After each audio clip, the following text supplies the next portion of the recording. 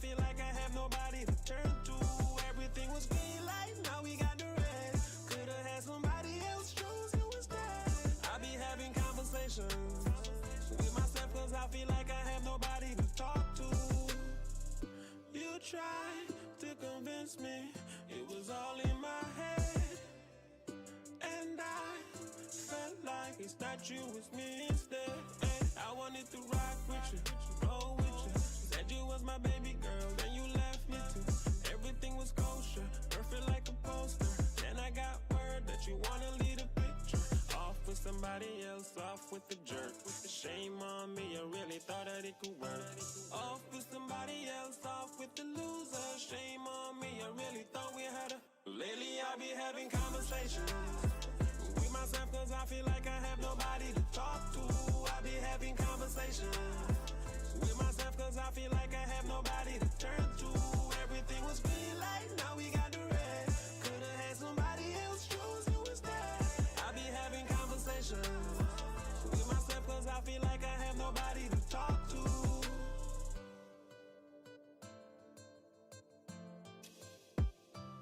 Everything was green light, now we got the red. Could've had somebody else, chose you instead.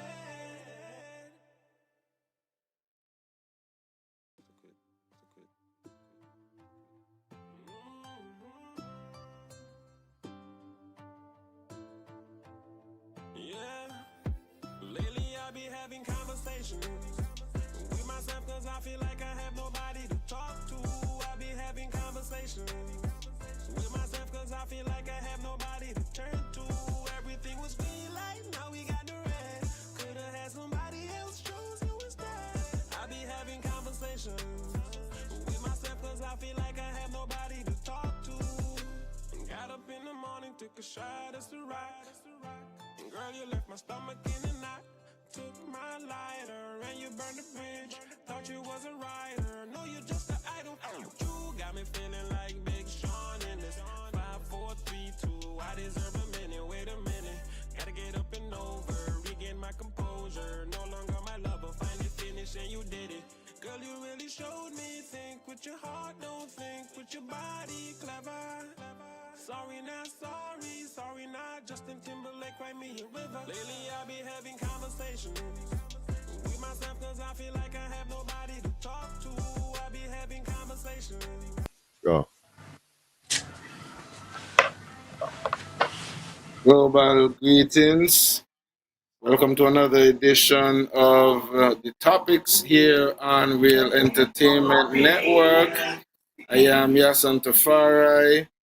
I want to say good evening, Oli. Want to say good evening to Miga. Want to say good evening to the rest of the entire Eastern Caribbean. And for those of you who are further afield in the international scene, I want to say good morning, good afternoon, good night. Some one of the greetings might be applicable depending on where you are around the globe. Tonight, we have another interesting and exciting edition of the Topiks, as we have with us my usual co-host, Shabazz Bankie King, and we have with us once more again our special guest for this evening, Honorable Azard Gumbs, who is here with us this evening for another exciting edition of the topic. So, well, you know, we always have something exciting and interesting here on this platform. And so we want to invite all of our usual listeners and also, you know, to share the link so that even, you know, others who are not, who have never listened, maybe could be logging in this evening. Feel free to, you know, pop your questions on the Facebook wall or on the YouTube platform, and or you can, you know, call us up.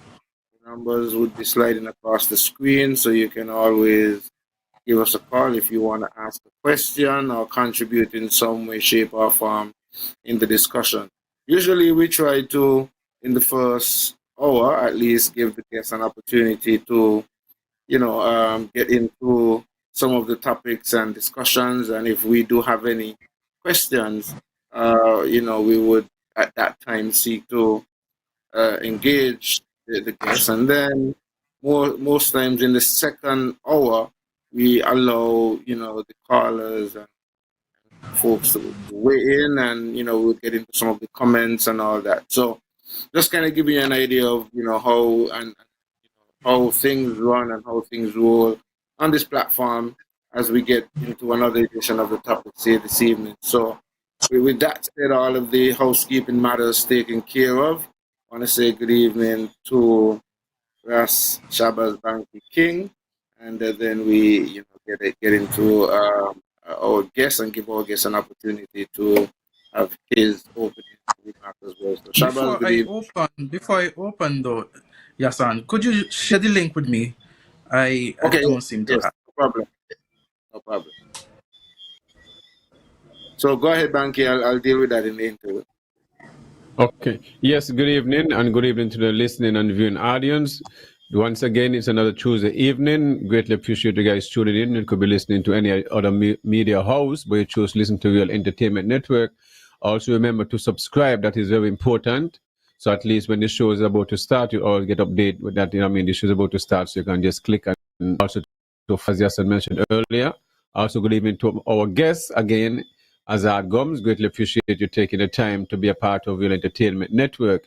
We're looking forward for the reason this evening. Also, let me say good evening to the folks in Ole and Omega, the traditional name. Also, the folks in neighboring islands, Sabre, Statia, St. Bass, the U.S. Virgin Islands, the BVI, St. Martin. Also, the folks over in Montserrat, Antigua, and Barbuda, and not forgetting Bermuda, and also the folks in Haiti, Santo Domingo, which have also get damaged by the storm. And some people have been killed. When one death loss that is too many, because it's a community get affected. And also the folks in Jamaica have been do videos what's going on. It's really, really, really bad. It's like a war zone in the places, Virgin. I mean, I think I seen it bad when it comes to Dominica, but it's like the whole mountain just like bare. It's really, really, really, really amazing that people survived that kind of devastating, storm right there. So everybody is now all hands on deck and helping with each other, and that it seems like in crisis the community come together, and then when everything back to normal, they go back against each other. That is not good. We have to keep it just like that when the time of crisis. You be your neighbors' keepers, and hopefully that can stick more within that environment like that. So this evening, definitely looking for the reasoning. Also, Mr. Good evening to the folks over in North America and the diaspora, from the Florida Keys up to Maine. Not forgetting the folks over in Europe, especially different time zones. For England, folks over in Asia, Africa, wherever you are to the sound of my voice, good afternoon, good evening, whichever is appropriate. Thank you for choosing Real Entertainment. And definitely, as I said, share the link, and you can also be a part of the discussion, because it's a very important discussion. We'll be speaking, and as we'll be dissecting the SSZ, as we call it.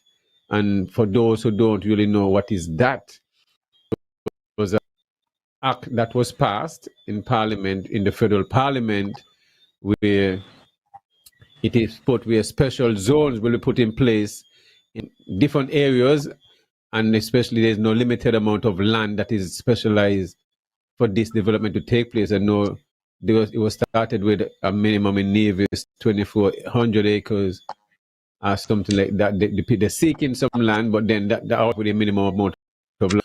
But zone, they're supposed to be tax-free, and no jute, no VAT, or anything like that. And then you should have a population with no limited amount. First, it was said to be 6,000 to 10,000, and in this high season, it'll go up a little bit more. But the reality is, and the town hall question was asked, and Evelyn said there is no limited amount. So, which means in that area, and this is over in the south side of Nevis, from the Long Point Pier, go all the way over on the Saddle Hill area. That stretch of land that has been untouched for a very long time, one of the best prestige land in the island of Nevis. But this I think it's too. So it's not like this development would not take place in St. Kitts. So it already seems like they have some discussion about the White Gates area as a special zone. So I'm not sure how much land is that, and so into the discussion. But Azard, he's a young lawyer, and he have the skill set to overlook all these legislation and dissect and see how that goes, and you yourself will get a part to take part in this discussion. Azard, good evening to you, and how you been? Good evening, Bankie. Good evening, Yahsonn, and good evening to the people of St. Kitts and Nevis and those persons who are listening outside of our jurisdiction, those persons in the Caribbean region, those persons in the international, in the diaspora. Of course, as you have indicated, we see in Jamaica, Jamaica has suffered the aftermath of Hurricane Melissa. And it only shows us how vulnerable we are as a people. If we were to look at the last election and the campaign in Jamaica, the government the administration that retained government indicated about the economic growth in Jamaica, and it shows one that as you look at the development of the country, you still have to make sure that provisions are made for anything, because anything could happen. What might be a stable economy now, because of our own vulnerability and because of our location, we are susceptible to natural disasters. And disaster could happen at any time. We have to prepare. So I do stand in solidarity, and I do offer my prayers to the people of Jamaica. I know they are resilient people, and I know that they will rise above what has happened at this time. But Bankie and Yahsonn, yes, as you talk go about the ahead. SSZ, and yes, the SSZ has been, and for persons who want to know what the SSZ stands for, is the Special Sustainability Zone Authorization Act 2025. And it stands as one of the most sweeping and controversial pieces of legislation ever introduced under the banner of sustainability here in St. Kitts and Nevis. Far from being a visionary framework for green development, the Act reveals, in my view, a calculated concentration of power, a deliberate attempt to make things opaque, and it is a reckless disregard for constitutional accountability. And Bankie, I want to say that this was not an act crafted with consultation or transparency. It was engineered in secrecy. It was rushed through Parliament, and it was structured to insulate the executive from scrutiny. It places a near absolute authority in the hands of the Prime Minister to negotiate development agreements, notwithstanding any other enactment. The government has effectively, through this legislation, sidelined Parliament, marginalized the people, and bypass established law. The Act's language, and I'm sure that you've read the Act, Bankie, and a number of us have read the Act, and the Act's language is deliberately vague, yet dangerously permissive. It empowers private developers to exercise governmental functions within their zone, make rules, collect fees, and operate within minimum public oversight.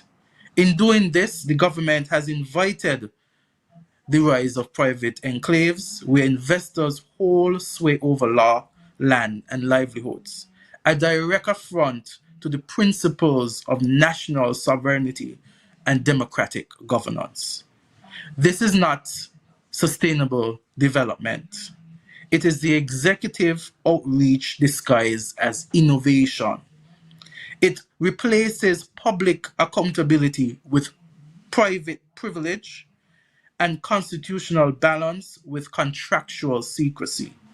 By failing to embed safeguards, the independent oversight or public consultation, the government has crafted a law that could fragment the Federation, erode public trust, and trade away transparency for convenience. And I'm sure many persons who have looked at this act would agree just that. It is they claim as though the act is one that they have shared with the people of St. Kitts and Nevis. But if we look at at what happened, this act was passed in Parliament. The act is terribly vague. And only after the act was passed had the Prime Minister and his members decided to host town halls speaking about the act. And that in itself is not a transparent government. That's not a government that cares for the people of St. Kitts and Nevis. That's a government that acts in secrecy. Had it not been for persons like you, your son, and other individuals speaking out, this government would not have made even an attempt to have public consultation in this mass of town halls. And even if you look at the town halls, I attended one of the town halls. In the town halls, you find that the crowd was filled with their supporters, the Labour supporters. And those Labour supporters were jeering at persons who had genuine questions and concerns. I was one of those individuals who stood and addressed the head table, in which the Prime Minister and the Attorney General was a part of the head table.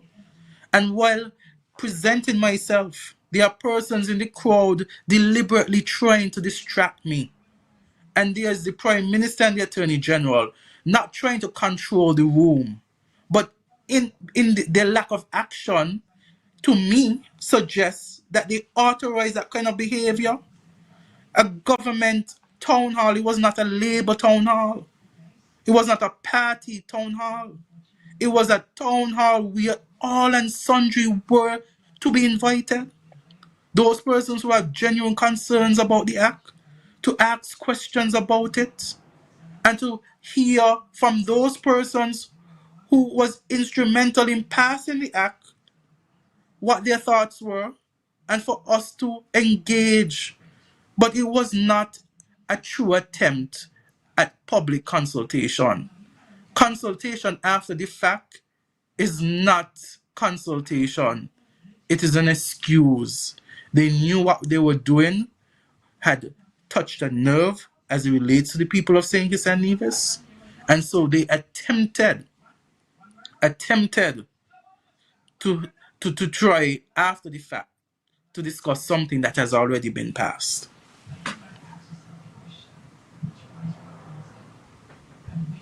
Your mic is muted, Bankie. Yeah. What is some of the things about that? What are some of the things within the act that you say is not in favor for the people of St. Kitts and Nevis? Well, you want to highlight? Bank, when we look at the act, one thing I think it is excessive executive power. The executive has tremendous power in this act. If you look at section 4.1d, it grants the Prime Minister authority to enter development agreements, notwithstanding any other enactment. This provision allows bypassing established safeguards, effectively centralizing control in the executive and undermining institutional balance. So he may say that, these contracts come to Parliament, but these agreements would have been negotiated before they came to Parliament. They're being presented in Parliament, yes. But then you look at the executive. In the House now, Labour has the majority. Who's going to, even if there were members on the opposition who object to certain sections of an agreement, they're not going to have the numbers unless persons on the Labour or on the government side with members of the opposition. And that is unlikely.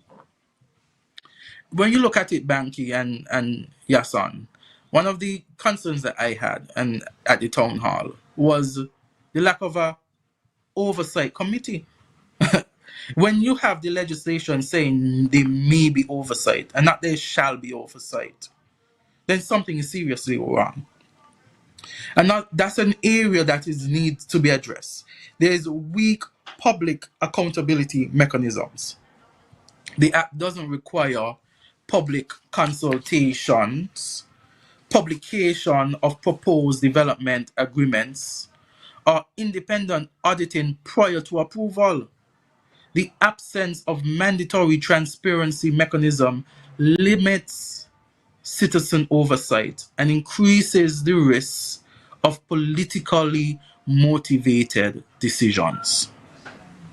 And that is what I would hope that this administration would have tried to not try to do differently. They said that when they campaign on transparency, they campaign on good governance, they campaign and said that the last administration had gone wrong.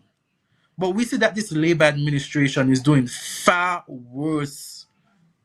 We're not, many of the things that they're doing, it's not known to us prior. And many of their large projects are still unsuccessful.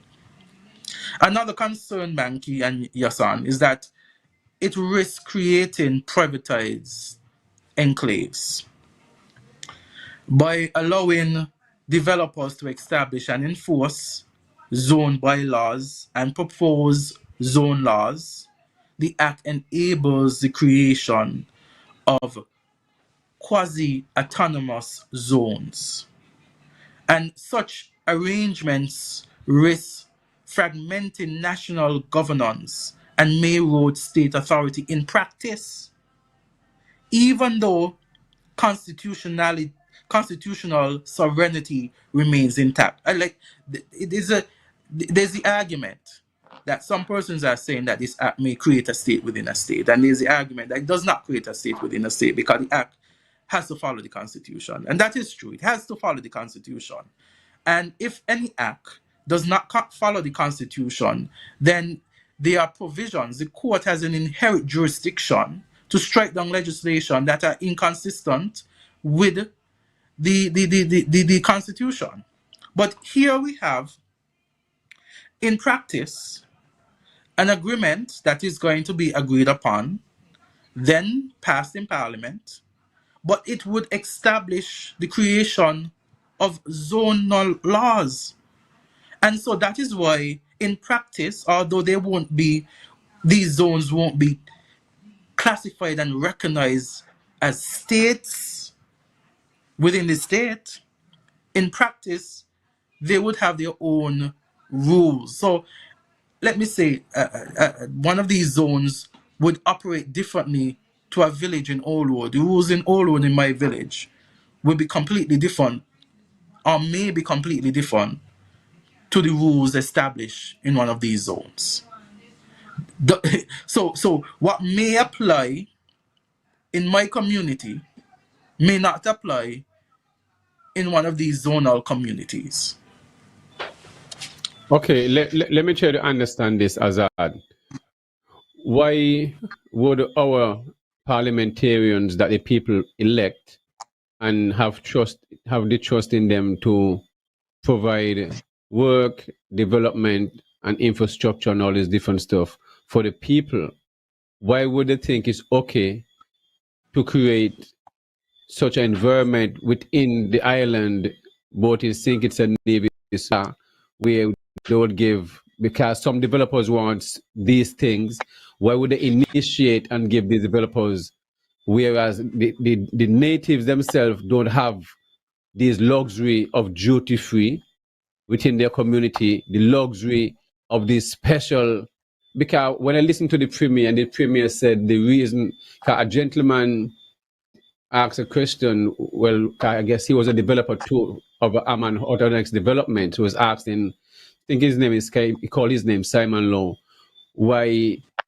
this developer, why all these different incentives given to this developer and special arrangement, but the Premier keeps saying, this is what developers, they said they want. This is what this developer, so if developers, you can say, well, okay, they want a minimum 2,400 acres of land, they already get 1,700 acres of land. As I told the Premier when I was on my show earlier, the people of Nevis don't have an issue with development. They want development. Four Seasons sit on, say, 500 acres of land, 350 to 500 acres. They have over 1,700 acres of land. Why can't the Premier could say, well, the development, which I spoke to many, and well, most people, a lot of people on both sides, some of the Premier bona fide supporters, and they are telling me, they ain't, and Minister Evelyn, people who have voted for too, they don't like the agreement when you don't have any, well, any amount of people, and also you can have all these special rules and all this different stuff. So I say, well, tell your representative. They can't do it because they sit on board and acting and something. So why But would they think it's okay to triple the population because there is no limit of the amount of people, and yet you don't know what kind of people will it seeking millionaires or billionaires. But one thing I realize that the premier stress on is that this seems to be a CBI project.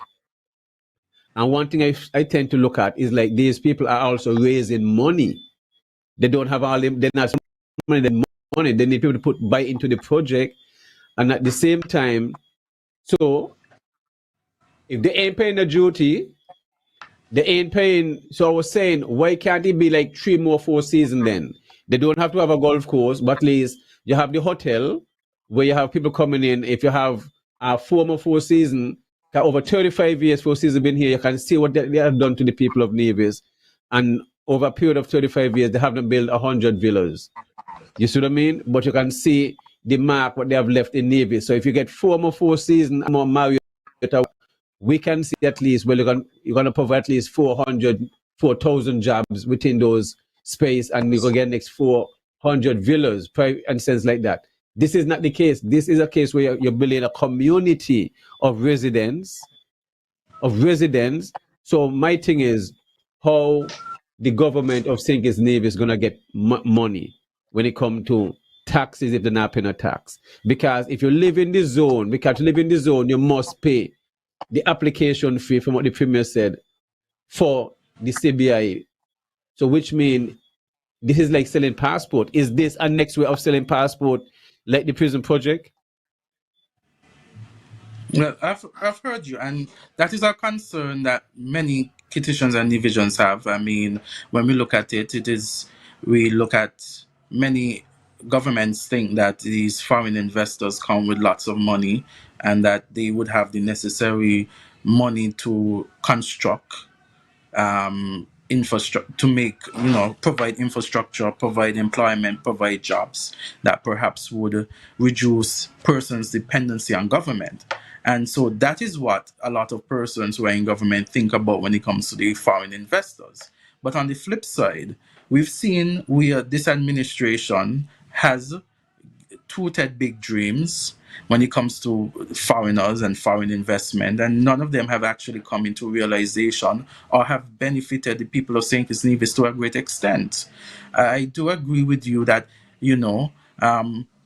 local development needs to, and well, I think that you need to marry foreign investment with local development as well.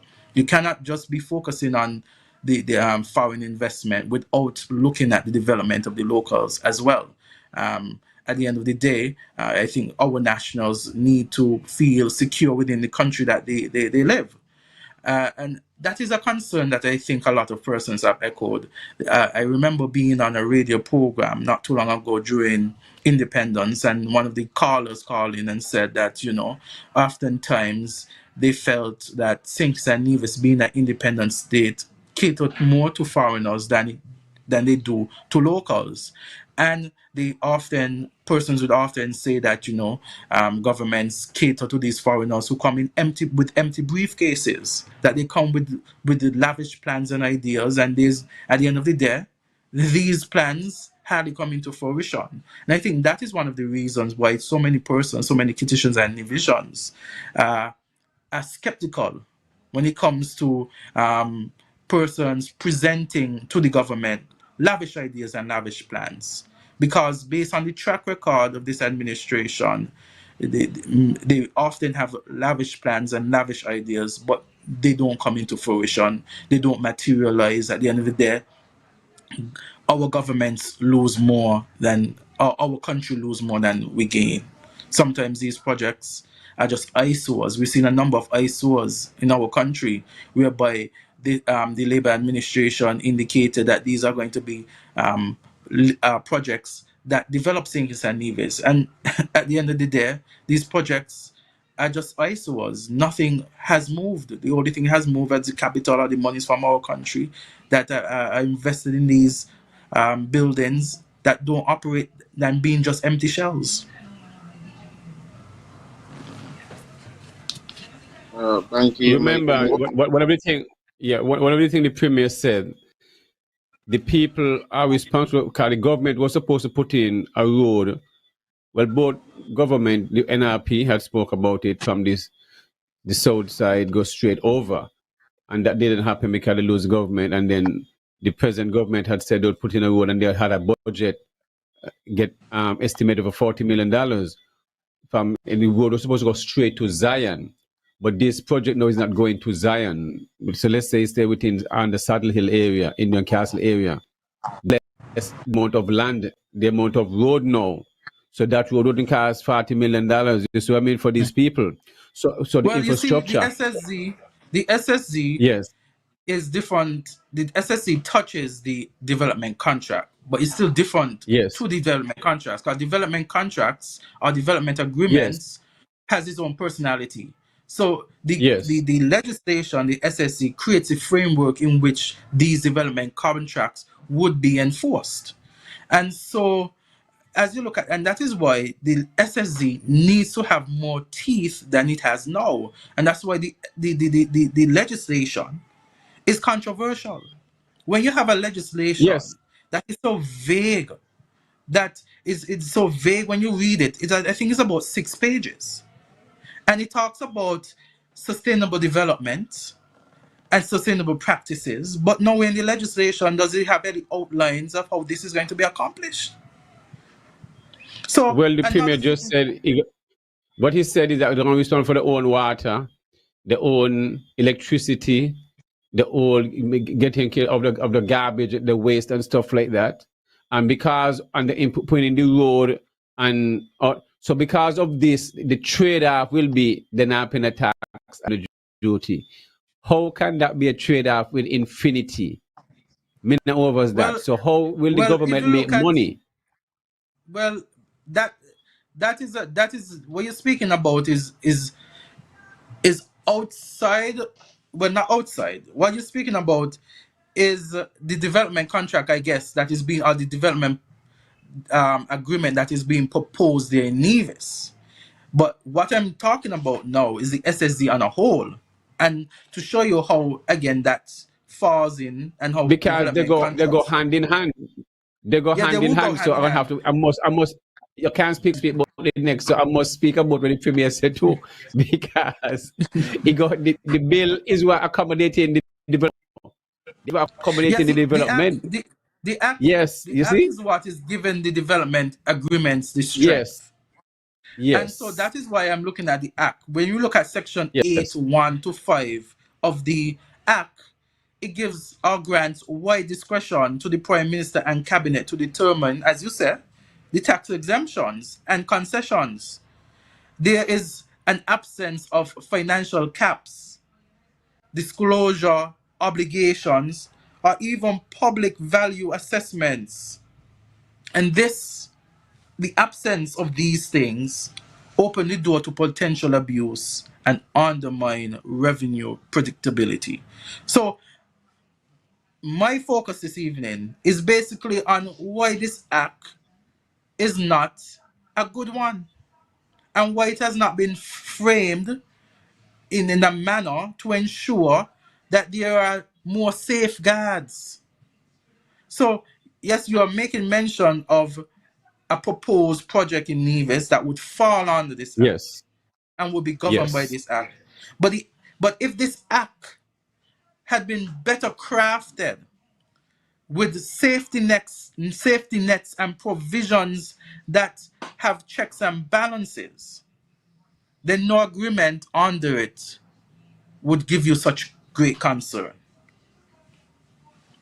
When we look at the act But as it goes. well, I Yes, want to look at the act, and when you look at the act, you see there is a lack of parliamentary and public review after ratification.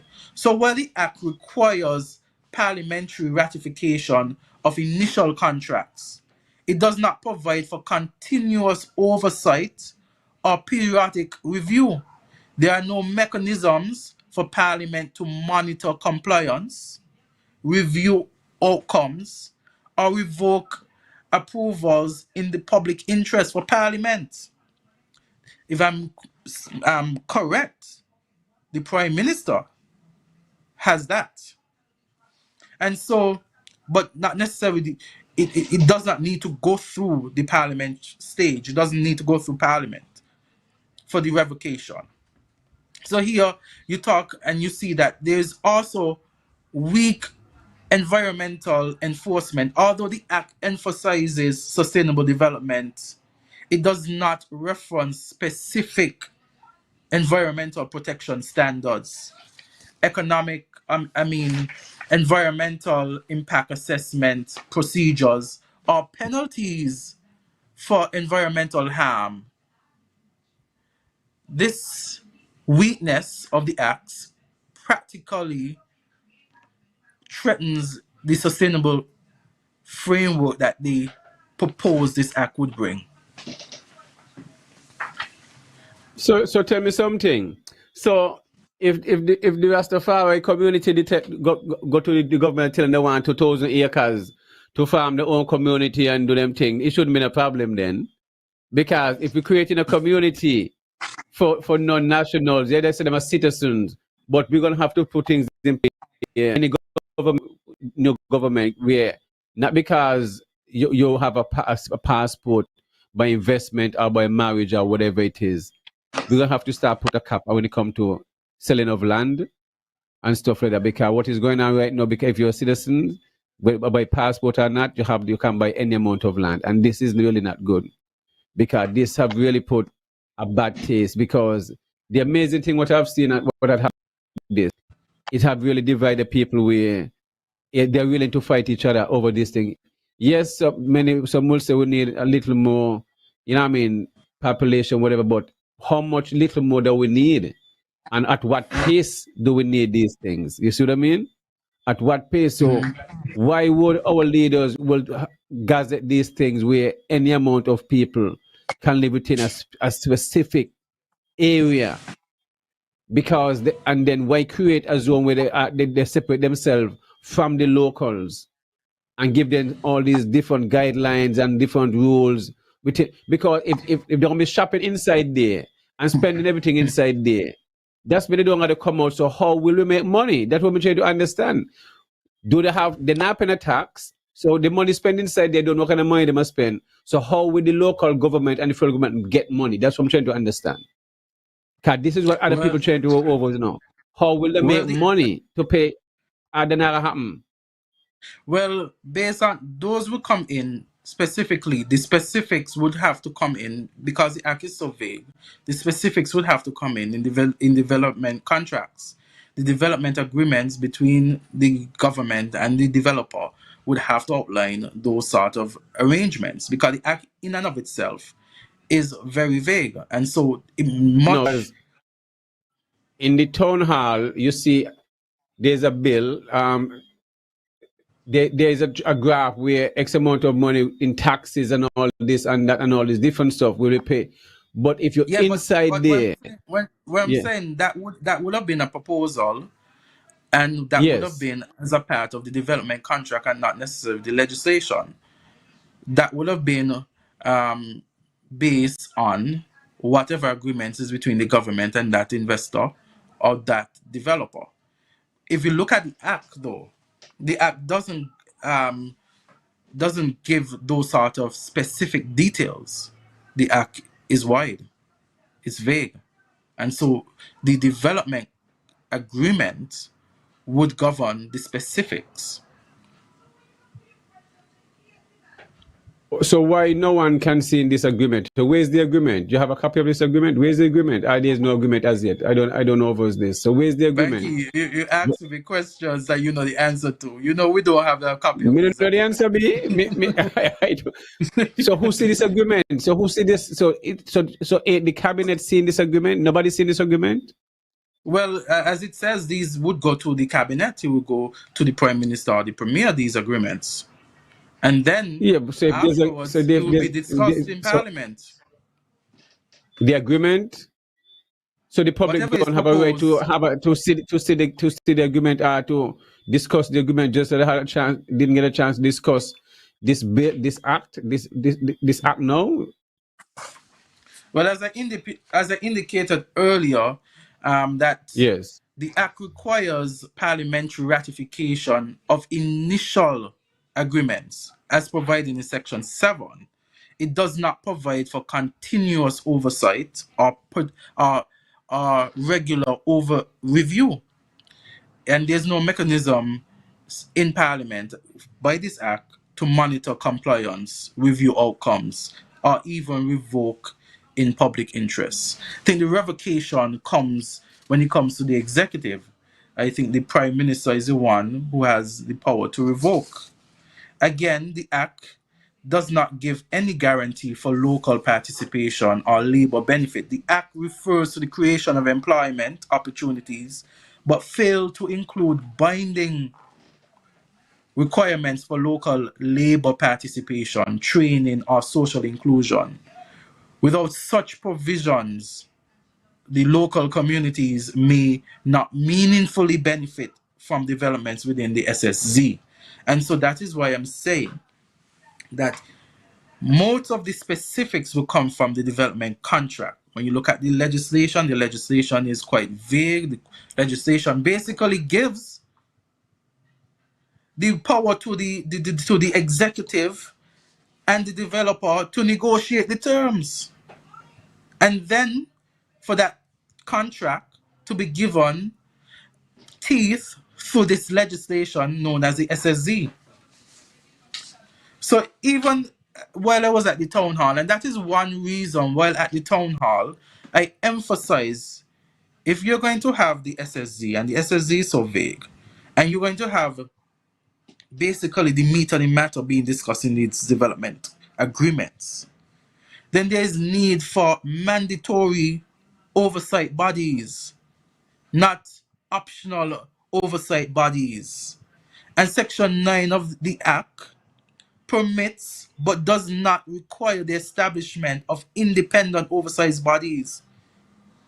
This leaves discretion to the executive, the prime minister, and we know how things can get.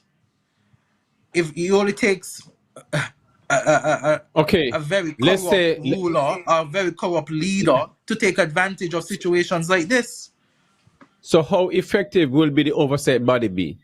Let's say Well, hypothetically you have an oversight body of 10 people. If they don't go against something, when who's gonna overrule it?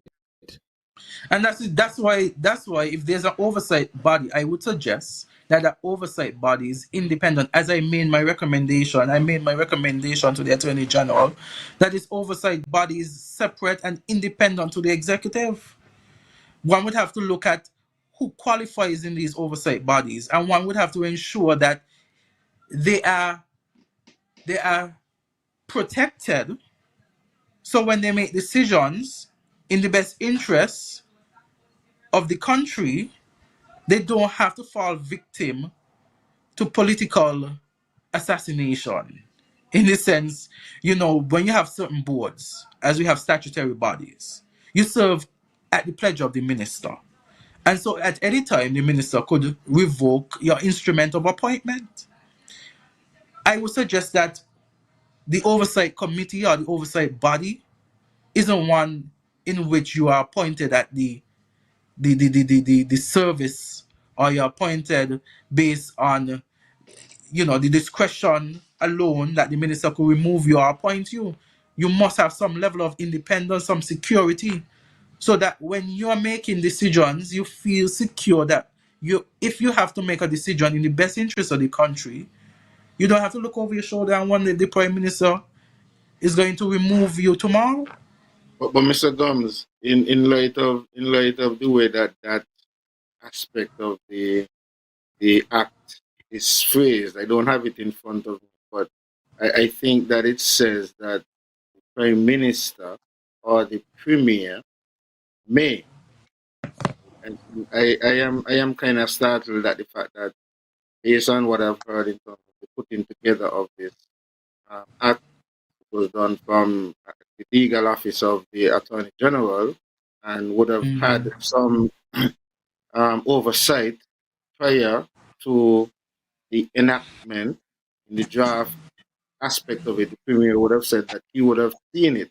I could recall when we had that interview with the premier, that was one of the questions I asked. And I was like, you guys, you are a legal luminary, and the Attorney General is one as well. Why you guys opted to use, may instead of shall, when you all know But from a legal standpoint that it has a very much different implication and when you use that terminology. So I was going based on the fact that you were saying that the oversight body may not necessarily be at the discretion of the leader, but based on the writing in itself, it is saying What I was saying, Yahsonn, is that if there's an oversight body, that oversight body should be independent of the executive, that in their right. decision I they should understand be that's what you were comfortable. saying. Mm. No, I understand But that's that is what you not were what is saying. written. That is not Exactly. what So is that's the written point in I'm the trying. act. Right. So that's the point that I'm trying to get. That in the act, though, how it is written, it gives that power to either the premier or the prime minister. So what you are suggesting is what you suggest as a requirement that should be versus what is. Yeah, and that's why I criticized that section. I said, and you're right in saying that section now says that the prime minister or premier may establish independent bodies to review. You understand? And the fact that they say may, it means that if they decide They don't that want for to have it. whatever They don't reason want to they have don't it. want to do it, they They don't just have don't do to. it. They just don't do it. And I'm not trying to pinpoint these individuals specifically. Let's use Which examples. mean, That it even means they say if may, in but even they say may, it mean they can still do it, but it's not being forceful to do it. You see what I mean? yeah, If it says and let's say shall, this, which means it's like a yeah, command, but may yes. Exactly. So mean let's say it can still just increasing the percentage, the command where it have to be done. May mean whatever. Do it or You you see what I don't mean? You have can to do have it. it's more yes. Basically, open. So It's more open. Yes. if you it's said open shall, and it once means something, that you have to do yeah. it. So and once something is open, you're not bound to do it. So if you don't do it, you have not broken any law. And where it is that you don't have the checks and balances necessary, then a leader could abuse his power. There might be leaders who, even there might be leaders who have the discretion, yes, that they may or may not appoint bodies and may appoint these But bodies, Christian but again, then there might be a will leader this who wants to take advantage of a situation and want to abuse the power that he or she has. And so we must, but in but creating laws, prevent what may happen in the future, what is predictable but the question is, or will foreseeable. this oversight body will it be paid? Will they get a stipend? Is voluntary? How because how will the Well, the act does not indicate in depth the composition of the body, yes. the Yes, so remuneration, that yes. would be received by the body. Again, this act is very vague. The act is like as an empty shell. An empty shell. The act is nothing So in the depth, question is nothing specific. so the question is what will it take to repeal this bill, this act? Well, it will be those persons in parliament who the same ones who pass it want to repeal it too, and that will have to be the mechanisms used. The other thing is, if it is that sections of an act or the act itself is inconsistent with the constitution, then you could have what is called a judicial review, and the judicial review could eliminate the sections that are inconsistent or the entire act if the entire act is inconsistent with the constitution. I believe that the way in this is phrased, that it's so vague that yes, it does line up with the provisions. On the face of it, it does appear to line up with the provisions, but not because something seemed to line up with the provisions within the Constitution, mean that it does not or could not lead to an abuse of power in the future. So, okay.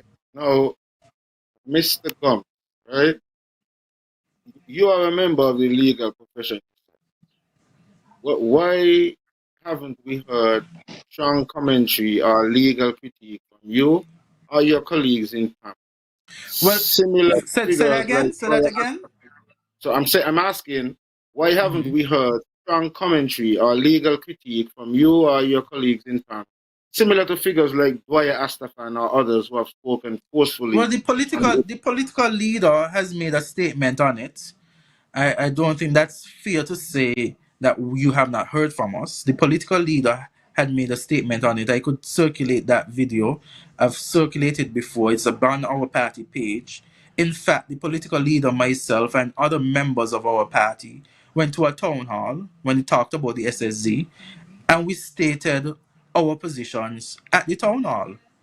Since then, there are members of our party, we have discussed it, and we are actually in the plans to have something very soon that would enlighten the people of St. Kitts and Nevis on the SSZ. In fact, the People's Action Movement is going to attempt to discuss and educate our nation on the SSZ very soon. Okay, so do you believe legal professionals within the political circle have an ethical duty to speak out when legislation or development projects raise constitutional or sovereignty questions? I think that, you know, I think that when it comes to matters like these, and we've seen and it's not just now, we've seen over time structures in place in society have been silent on a number of issues that affect society. And maybe it is time for us to become more outspoken about it, or more spoke and speak on these issues. We know we live in a very small society. St. Kitts and Nevis is very small. And oftentimes persons are afraid to echo their thoughts in public, especially if it seems to be anti-government for whatever reason, because they fear victimization, they fear that the weight of the government will be placed on them. And no one or few persons want to feel that weight or want to feel uncomfortable in such a small society. So we are battling that phenomenon where it is that even though there might be professionals in different areas, that because of the small society and the fear of victimization, that many persons who ought to be more vocal are not as vocal. Okay, so would you say that Trump has been too cautious in taking public positions on controversial national issues lately? I will not say that. In fact, as I said before, Yahsonn, is that the People's Action Movement placed, through our party leader, made a statement on it. And as I have indicated, we are going to speak on it very shortly as a party on the legislation. I don't want to preempt, but I can say that based on what persons have been saying, based on the concerns of the People's Action Movement is a party that listens to the concerns of the people. And once we have listened to those concerns, we act upon it. And so very soon, we are going to be hosting something that would educate the people of St. Kitts and Nevis and invite comment and discussion. The People's Action I Movement is here. And I hear the you say party is that, here to right? serve the people of St. Kitts and Nevis.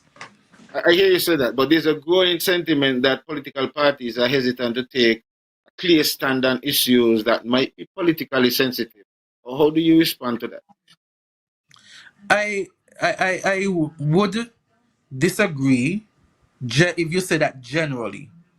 If you were to be specific and give specific examples, then I may be able to give a more specific response.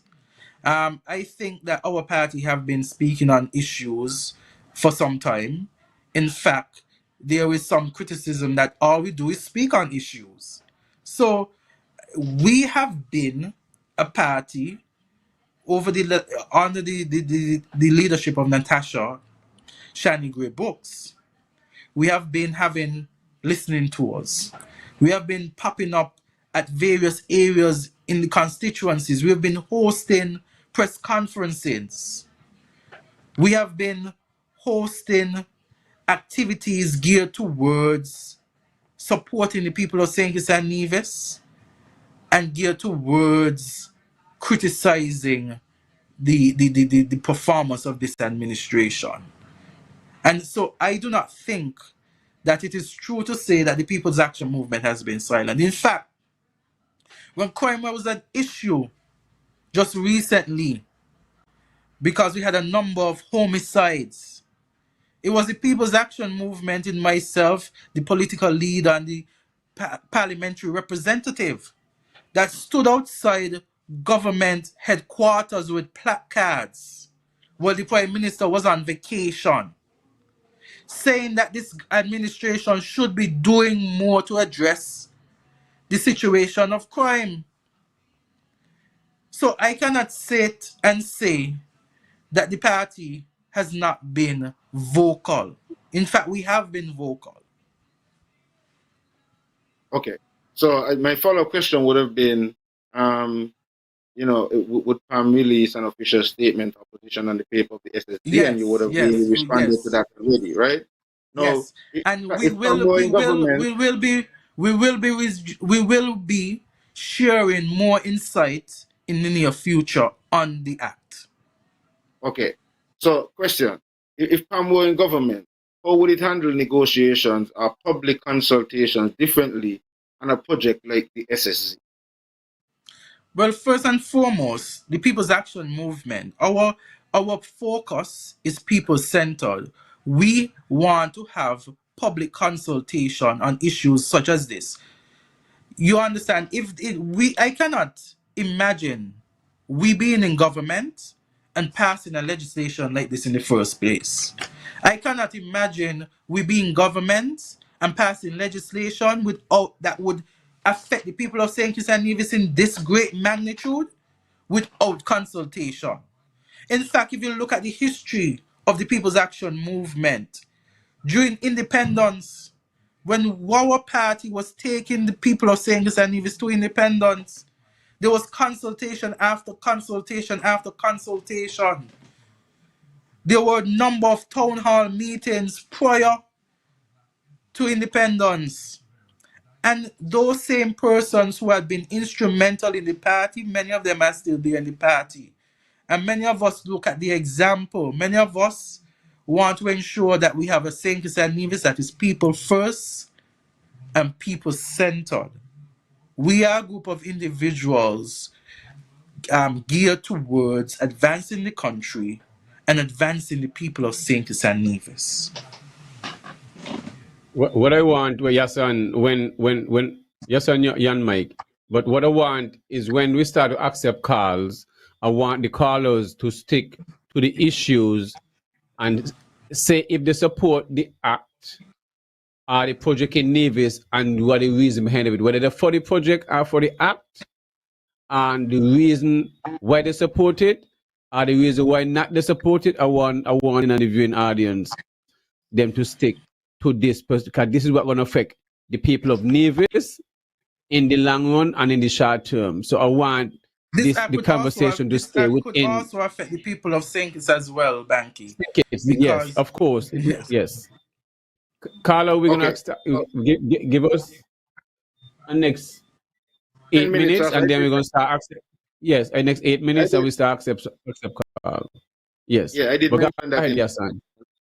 I did mention that in the chat. There was somebody who asked when we were about to take calls. So in about 10 minutes, we'll take a break. We'll take some of the comments that are on the Facebook and YouTube wall, and then we would be accepting calls. But before we get into the calls, there are a couple more questions that I have for you, Mr. Gumbs. From a legal standpoint, what safeguards you think should be in place before a project like this is approved? Is approved? Yes. Yes. Well, first and foremost, I think that the act should have had a stronger teeth when it comes to the oversight committee. I think that what it is that these are going to be development agreements between the developer and the government. I think that it's only fair if something like this is going to come. I think before any signage, any signature is placed on these documents, that there must be public consultation. Don't sign the documents, pass them in parliament, and then come tell us about it. It makes no sense. It has already passed. It is already there. The project is already going to start, and then you're going to consult us on a project. So one of the things that this administration should be doing is having constant dialogue and consultation about matters that affect the people of St. Kitts and Nevis. Again, the person might talk about it, and I have been one that I'm not afraid if it is to take an administration if they have violated the rights of the people of St. Kitts and Nevis to court. That is why we have the court. And so if it is that, I'm not just talking about this legislation, but if it is any legislation that this administration passes, and once they have grounds for judicial review, once there's grounds for judicial review, then citizens can take the administration to court on the act and ask for a judicial review.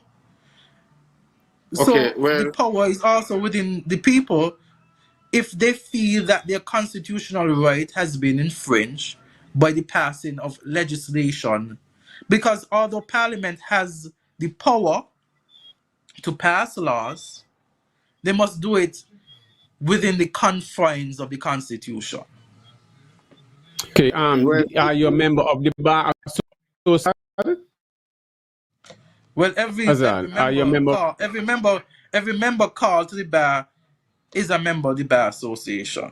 Okay, so when legislation are passed, are about to pass, does this thing pass the legal fraternity to oversight, to overlook, and have any discussion on these things, and if you're gonna and stuff like that, how does it work?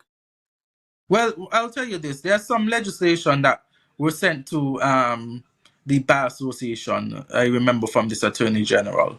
I remember when they had judge alone trials. I think the bill was sent to us before.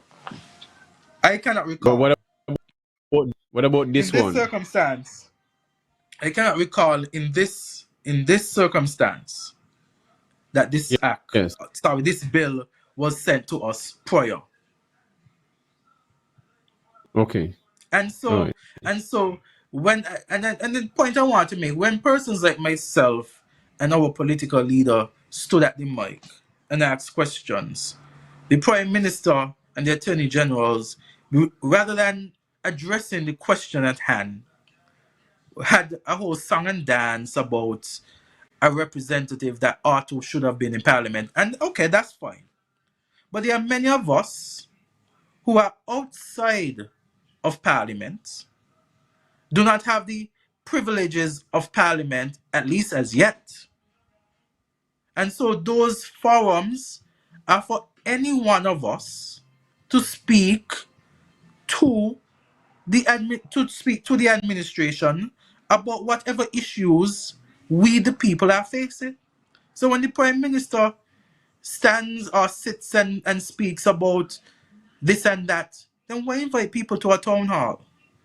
If you're inviting persons to a town hall and you don't want persons from a particular political party there, you should say so. Not under the mass of it, say you're inviting everybody, but yet when those persons from a particular political party come and ask questions, rather than answering the questions, you try to make it a political arena for grandstanding. but Mr. Gumbs, when you really analyze like our situation here in St. Kitts and Nevis, wouldn't you think it's fair for people to share that sort of sentiment when you look at the fact that okay, it is legal luminaries who would have sought to put this act together. We do have other members of the legal luminary. You mentioned the Bar Association. But when it only appears as if it's legal luminaries who may be supporting the opposition party, in opposition to the government, is speaking out, and not necessarily a unanimous voice or a united voice from other legal luminaries who may share the view that you and your party leader may have, that there may be issues with the act and so on, but they are not speaking up. Make it seem as if somewhere that there's some sort of colluding, or there's some sort of maybe benefit for some of the other legal luminaries why they might not be speaking out and so on. So that is kind of the issue why sometimes you may find people have that sentiment. Don't you think it's fear to some extent when it appears this way? I'm not disagreeing with you. I mean, in that regard, I mean, lawyers are people at the end of the day. And we live in a society, as I said before, we live in a small country where it is that, um, sadly, that if you oppose the government or if you have views that don't align with the views of this administration, where Labour has been very, very good at victimizing persons, at imposing the force of the state on individuals, and not a lot of persons are willing to face that sort of of of, of force, whether they're lawyers or not. Sadly to say.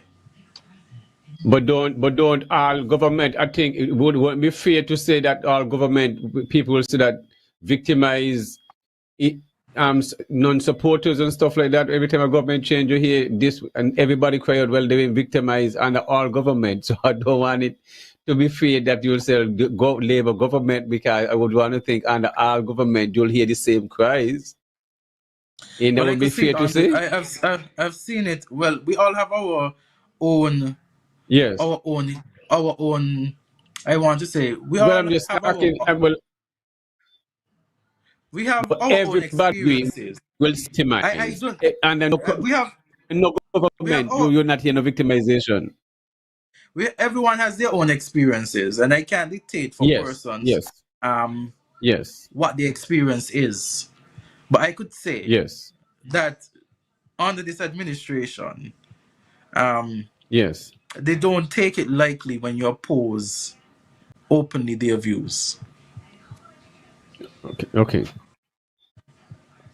Yes, I have.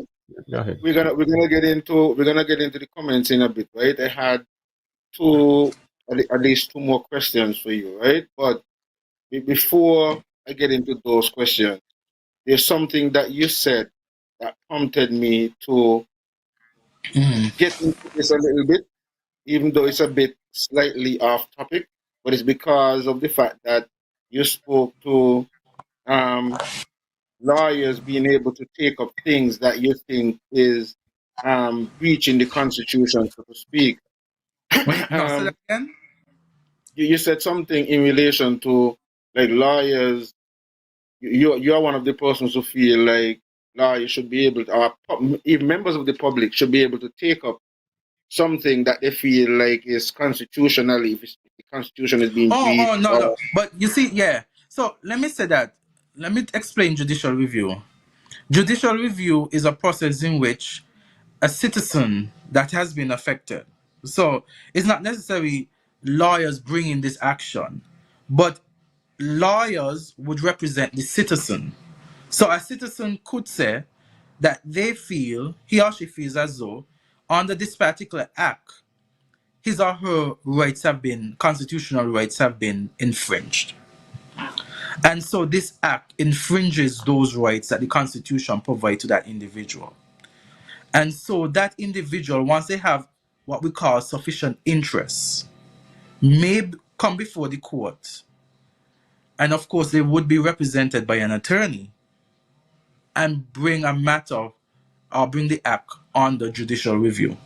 The court would then have to make a determination whether or not this act or sections of the act are consistent or inconsistent with the Constitution. Where it is inconsistent with the Constitution, the court has the jurisdiction or the power to strike out those sections that are inconsistent. If it is that the entire act is inconsistent, then you can strike out the act. Okay. I don't think the question that I had might totally fit into that aspect. So I think maybe I might just defer and get back to the other question. Because where I was going is in relation to the fact that, for example, on St. Kitts and Nevis, the Constitution has been breached over a number of years, and we have not heard anybody, or even from the legal luminaries, start to take up this act. And I was wondering if it is something that could be taken up from a legal person standpoint, or as an individual can do that. I'm speaking specifically in relation to the constitutional sharing arrangement, the tax sharing arrangement between St. Kitts and Nevis, because that has been breached for a number of years, and it's still going that way. Where Nevis would have decided that in relation to pooling the taxes and then sharing, they opted to just hold on to what they make, and St. Kitts hold on to what they make, and that is what has been going on. And constitutionally, that is not how it should be. So it is actually, from my vantage point. So I think this is a question for the Premier Yahsonn. I think this is a question for the Premier Commander. You to ask it to me. Hold on, Bankie. Before we go in, let me say this to you, Yahsonn. And I'm going to just speak generally to give an example. There might be a law that says that wearing black clothes is illegal, right? So the law is there, and wearing of this black clothes is illegal, but persons continue to wear black clothes. You could have laws, but if there's no enforcement of the law, then how good is the law in the first place? So law must also be enforced, and there must be persons to enforce this law. And so even though something might be written as a law, if there's no enforcement of that law, even though it might be illegal or, in your view, unconstitutional, if there's no action behind it, then that action continues without any redress or remedy until there's an individual who wants to bring the matter to court, or there is a body who has the power to bring that matter to court. When it comes to crimes, it is the DPP's office. Okay, hold on. And the state that brings matters. So hold on 1 second. In order to bring a matter to court, anybody who wants to bring a matter to court must have sufficient interest. That means that law must have affected them. And so they have a standing in the court. We call it local standing, meaning that they have standing in the court to bring a matter because that law has affected them. When it comes to criminal law, then it's the state that brings the matter on behalf of an individual. So in relation to that specific issue that I would have brought to the table here, which body, individual, or how do you think that something like that could be brought to the court, because it is constitutionally what should be done, but it is our top legal minds who are breaking the Constitution. So the affected party should be the one to bring the action.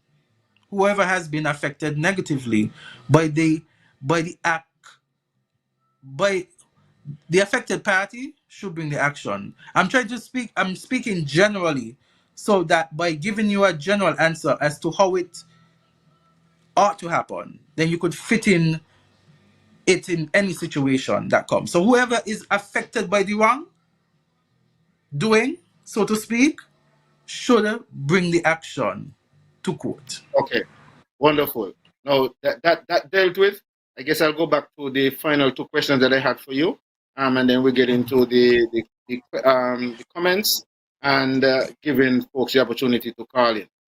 Some critics have raised concerns about sovereignty, citizenship, and land rights in relation to the SSZ. Do you share any of these concerns? I share concerns, yes, as it relates to land rights. I mean, it might be my own personal concerns. I believe that this is me personal, so no one takes it from a party standpoint or from any other standpoint. Personally, I don't necessarily agree with one individual or one entity controlling a large portion of any country. That's me fundamentally. I believe that that could lead to possible segregation and other factors. That's just me personally. I don't know how other people feel about it. That you mean non-native. That's what you mean? I mean, I mean, I Non-native? mean, I mean, I mean, anybody. I mean, anybody, whether native or otherwise. I don't think that if you, what I'm saying, if you have a country and 1/3 of that country, that land is owned by a particular individual or institution, I don't think that breeds well for society. Of course, I am I am national focused as well. I believe that our people should be given the opportunity and should be given the best opportunities to work and develop in the country of their birth. Those are my views. Okay, nice.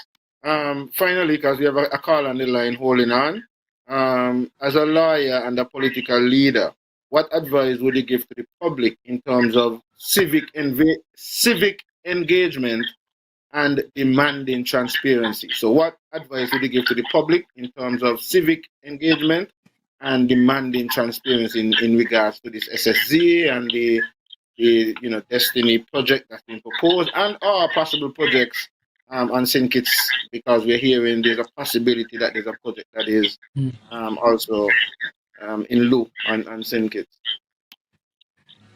Well, I say Bankie and Yahsonn, that platforms like this are ways in which we, the average men of this society, could speak out against what could be possible wrongs by the administration.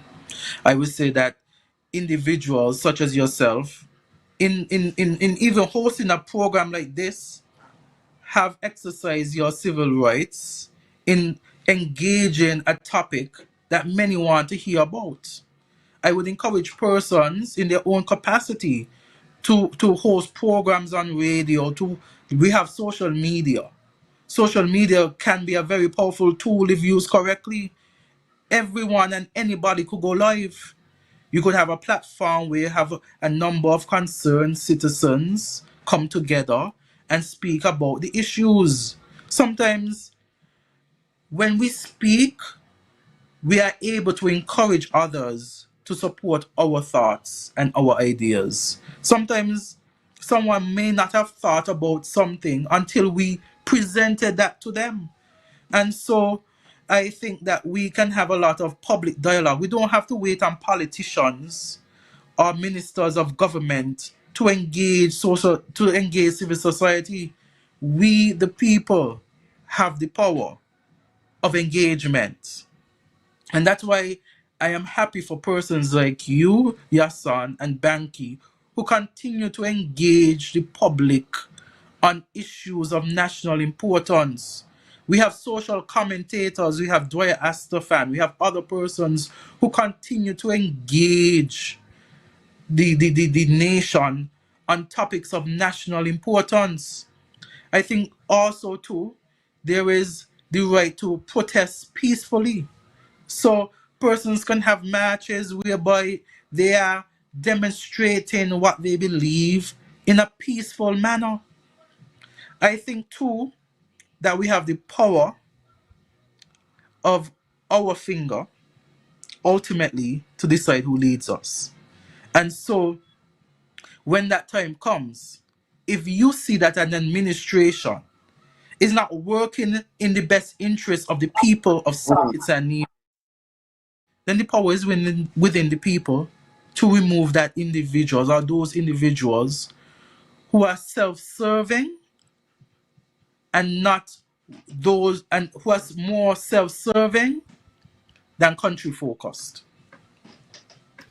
All right, Yahsonn, what we want to do once the callers get in, I want. Yeah, Bankie, you might give me I want to ask, yeah, I want to ask if they support the bill, the act, or if they don't support the act, and why behind of it, in a sense like that. So at least we have an idea where the people is coming from, and then go ahead. Okay, caller, go ahead.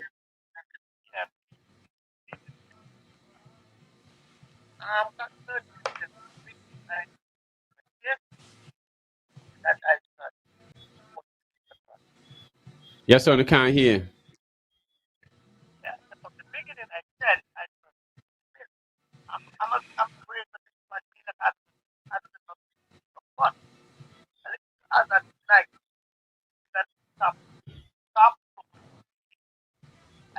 Can't hear nothing, Yahsonn. We cannot hear nothing, Yahsonn.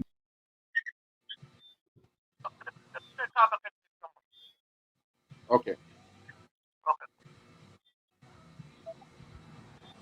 Yeah. Okay, go ahead, Bankie. No, just one caller and you all to excel if you all support the act and the reason behind of it, where there is no idea and why do you support it or why you don't support it. And along that line. Yahsonn, let me take this call and see if you're any much better here. Caller, good evening. Hello.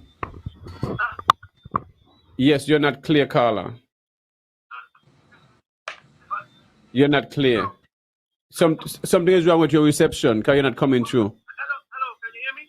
Yeah, but not, you're too low. You can hear.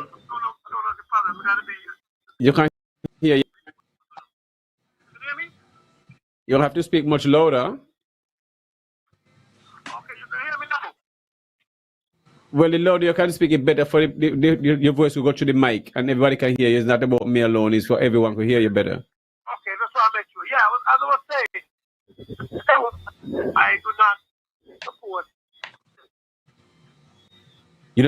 You don't support the act, so you're saying? Carla, sorry, but I can't hear you. You gotta get a better reception, Carla. Find a better area and then call back. You're breaking up a lot. Hello. There's a better area. Yeah, but you're not coming. I can't do nothing if you're not coming through. Oh, well, the phone system working properly. I'm not sure what's going on. But what you're saying, you don't support the act? Right.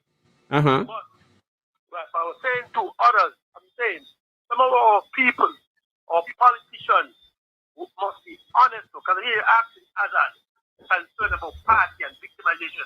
And he was saying earlier that when he went to the town hall meeting, the behavior of people, and he was right. So I could remember it all road years ago. The throughout. They took the mic away from him at a meeting in All Road. Azard was there. We must be honest with his victimization thing. Stop skirting it around. The guy who was representing Pam back then, they take the mic from the guy. Chelsea was one of the person at that meeting. I have it on my phone. The other question I'm asking Azard. Mark Bradley supporting Pam. So is Azard and Pam not supporting Mark Bradley? Because he's the one who pushing the bill. Stop mix up people, bro. Mark Bradley is the one who pushing the bill. And I'm asking Pam, who is a part of Mark. I'm supporting Mark Bradley. These are the questions, Azard. Secondly, you look at a party, your party spoiled all over there. What is a very serious scenery to this federation. Look at the outcome of all over there. It's there to something that's the front door. That when we party in we support and when we party out, we talking foolishness. Look at all over there. That is the prime example of the mistake. We could go on and on, brother. We could go on and on as about stuff what did not come to the public. And when it do come to the public, it was shut down by Timothy.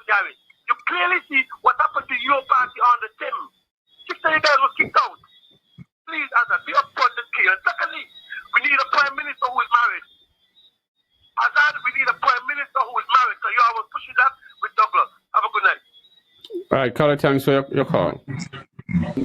Do you all hear did you hear the comments then clearly, Azad? I heard. I think I heard most of them. Okay, well that is good. Okay. Okay, so he talked about the town hall, I think, some time ago in Old Road, and the mic Yes. being taken away from somebody. I could recall that experience because I was actually the moderator at that town hall, and I recall when that person came up to speak. If you go back to the clip, you would hear me saying, "Let the individual speak. Let the individual speak." Um, of course, he goes back in, I think, sometime 2019, 2020, thereabout. But at that time, there was the mic wasn't taken from anybody in on the head table. You understand? It wasn't taken away from anybody in the head table. But I mean, yes, that was a very heated town hall. I could recall that. But again, even if he felt that that town hall was not a suitable or comforting experience, it doesn't mean that it is right for an administration to do the same thing in the future. If it was wrong then, it should be wrong now. I think he talked about the SSZ, and he talked about Matt Bratney being the one to push the SSZ. Lest I forget, the SSZ was a bill that was passed in Parliament, and that the government of St. Kitts and Nevis has majority seats in Parliament, and it is basically the executive that pushes the bills along, if you're going to be very practical. I don't know that Matt Bratney forms part of that executive body. He talked about Old Road Bay, and he talked about the decision made. And I mean, Curtis has been one who speaks about the Old Road Bay. And I mean, one has to respect his perspective. He feels as though what has been placed there is not suitable to the eye. And that is his opinion. And we can't be upset at him for his opinion. He feels as though there should have been better views when you construct the old road, but he feels as though not being able to see the sea is a disservice. People are going to have different views.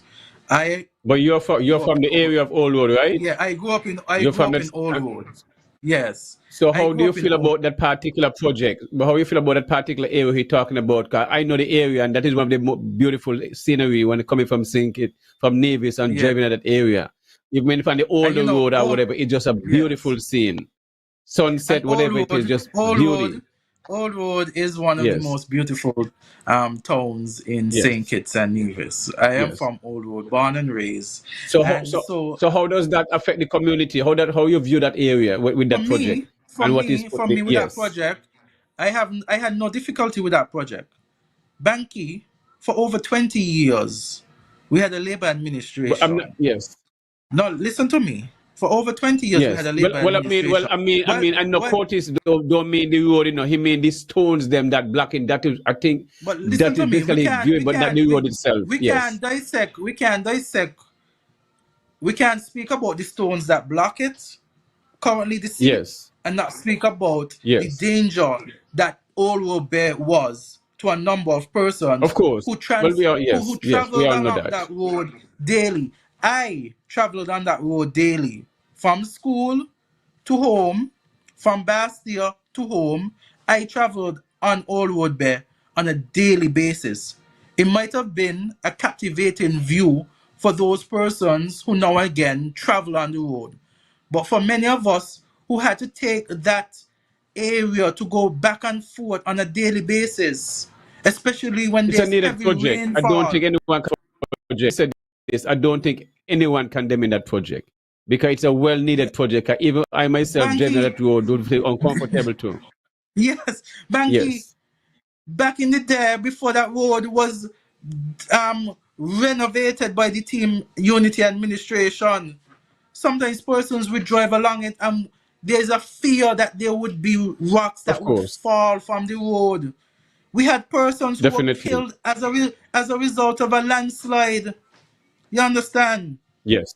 And so, as a result of of that. I remember that we talked about Hurricane Melissa just a while ago.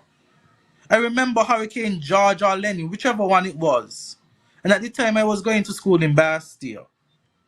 And I remember that Hurricane George or Lenny, whichever one it was at the time, had destroyed Old Road Bay. I lived close to the bay. And imagine, I could not cross or drive across the bay to go to school. So you know what I had to do? I had to go Go the all other way around around. the country. It took me, what would have taken me 15 minutes to go to school, took me almost an hour to go to school. I don't forget that experience. So when Curtis talks about the Old Road Bay, and yes, we're not seeing the sea as much as we used to do before, but I feel comfortable. I still travel on it. I live in constituency number 4. I go to Old Road You're very not, often. you're My not see the sea mother, at all. my You're mother not lives see the here. sea at I all. currently reside in Challengers, but I'm just saying, Yes. I may not see the sea, but I feel Yes. very comfortable driving along that road. I feel very safe. And Yes. so sometimes we Well, have to we all do know. compromise. We all do know. Is it We all do one know. one has to compromise whether safety or aesthetics, safety or beauty. And I mean, at the end of the day, I support Well, safety. I think it could have been. I think the way how the stones are packed.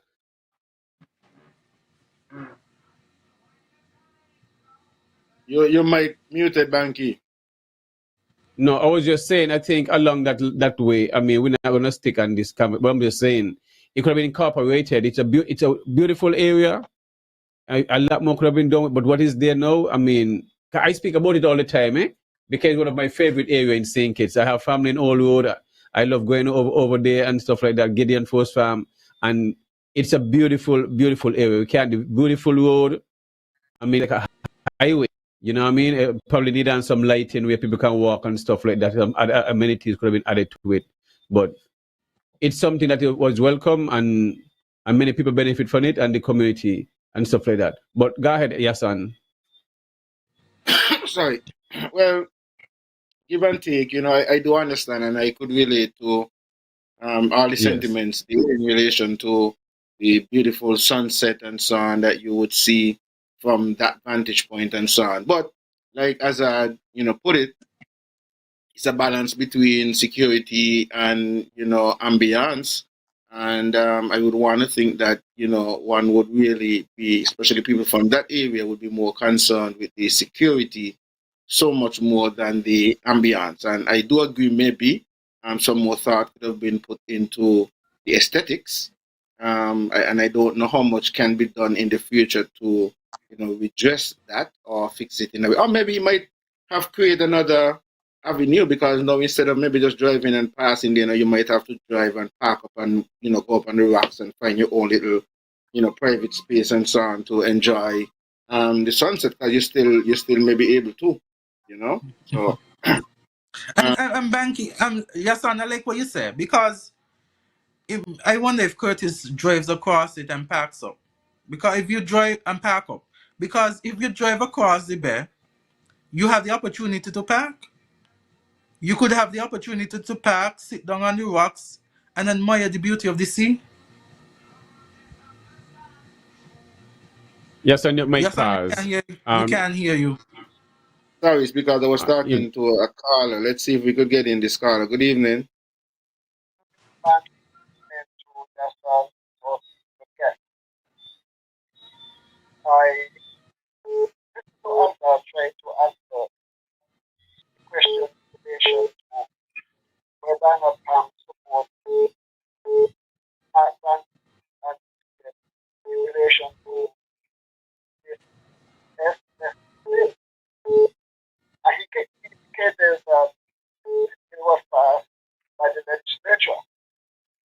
I just want to inform you that three members of the Labour Party was in Parliament. Three members of the Christian Party was decided. The bill was passed with a strict person in Parliament. Three for Labour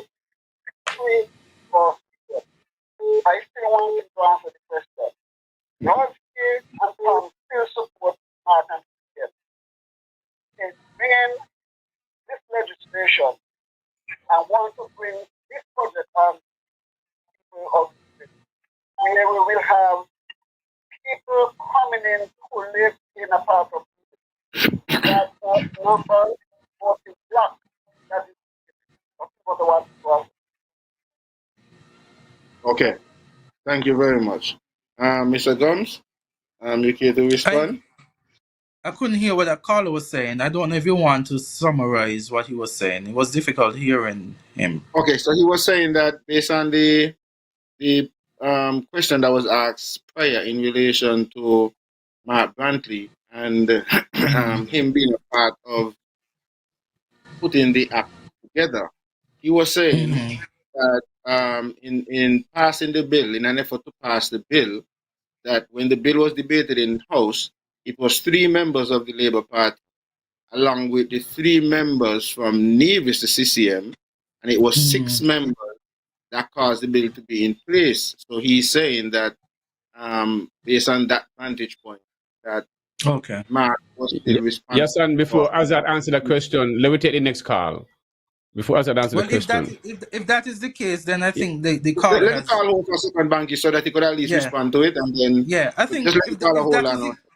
If what the caller says is what occurred, then I could see what the caller is saying. So he wanted to know if your party is still in support with Mark Brantley and still in support with him on this. Well, our party has always said, and we continue to say, that we are focused on building our party, and we're open to collaboration once there's mutual understanding, mutual respect, and a mutual vision as it relates to the people of St. Kitts and Nevis. Okay, so Bankie, we can introduce the next caller now. Your mic is muted, Bankie. So let's introduce caller. Good evening. Pleasant evening to you. How are you doing today? I'm good. And can you raise your voice, please?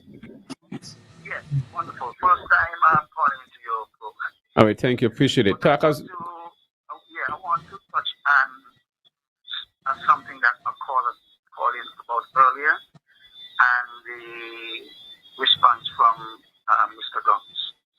The Uru situation. Now, let me say this. Anyone who condemns the entire of the Uru project would be a fool. But I think what Mr. Cook was trying to explain, because there is a way to protect the public and still protect the environment and ambience of a particular area that is known for its views and for its view and its aesthetics. So there was no reason to put Olu there in the position that is in. No. You could have protected, fixed the road and protect citizens and still maintain, because all they had to do, right where all those boulders and stuff in, now that could have been the road above that level. As a matter of fact, the road would have been even better there because it would have elevated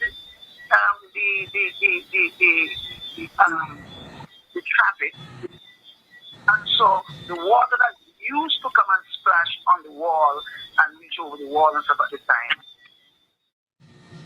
and that used to obstruct traffic, just the water alone itself too. Most of that would have be corrected. So there was a way of achieving both things. You see, in saying we have a way, we all want to think that when there's a problem, it's only it's to move it, not to fix it. We don't believe in duality. Every time we fix, most of us fix anything, we don't believe in looking at the duality of a problem and approaching both. That's one. Secondly,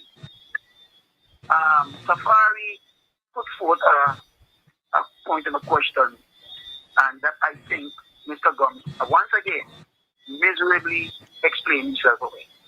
And I am not a lawyer, but I know better. The difference between a citizen bringing forth a case that is governmental has nothing to do with effect. When I say any citizen, anything that government does affects citizens. Period. There's no way to eat like a cash that. So if a citizen wants to bring forth that case, there is no such thing to talk about. You have to show cause and effect. I never said cause and effect. I never said cause and effect. Let's be clear. I suggest go back and research that law. Go ahead. You finished? No, caller. I never. If you're going to, Bankie, thanks for calling. If a caller, yes, thank you for calling. If a caller is going to criticize the answer that I give, then I think the caller, in all fairness, should state the statement that I said. I never said cause and effect, so don't try to paraphrase what I said. And I'm very clear as it relates to the law, and I'm very certain about this, that anybody who brings their action to the court must show that they have local standard. They must show that they have sufficient interest in the matter to bring the matter forward in the court. That is a general principle. However, it is applied to whatever situation, it is applied to the situation. I'm not talking about any cause and effects. In law, we don't. The term is local standard and whether or not the individual has standing. If you feel as though that the project could have been done in the sense of creating safety and also aesthetic, making it beautiful, then that is a discussion that we could have with someone who is trained in that area. I do not boast to be someone who is versed in that subject matter when it comes to the dredging of that area, when it comes to putting on rocks and putting on structure. As a citizen of St. Kitts and Nevis, as a resident of constituency number 4, I could say to you, for me, I am not affected by the situation that we have now. I feel safe and secure when I pass Old Road Bay. I never had that kind of safety and that kind of assurance when I was a child. I have it now as an adult. I don't have to worry about driving across the bay when it's raining and thinking whether or not a rock is going to fall on my vehicle. Okay. Oh, I think Curtis also spoke about marriage and prime ministers being married. Well, as it relates to that, we know that marriage is a personal choice and is not a qualification for leadership.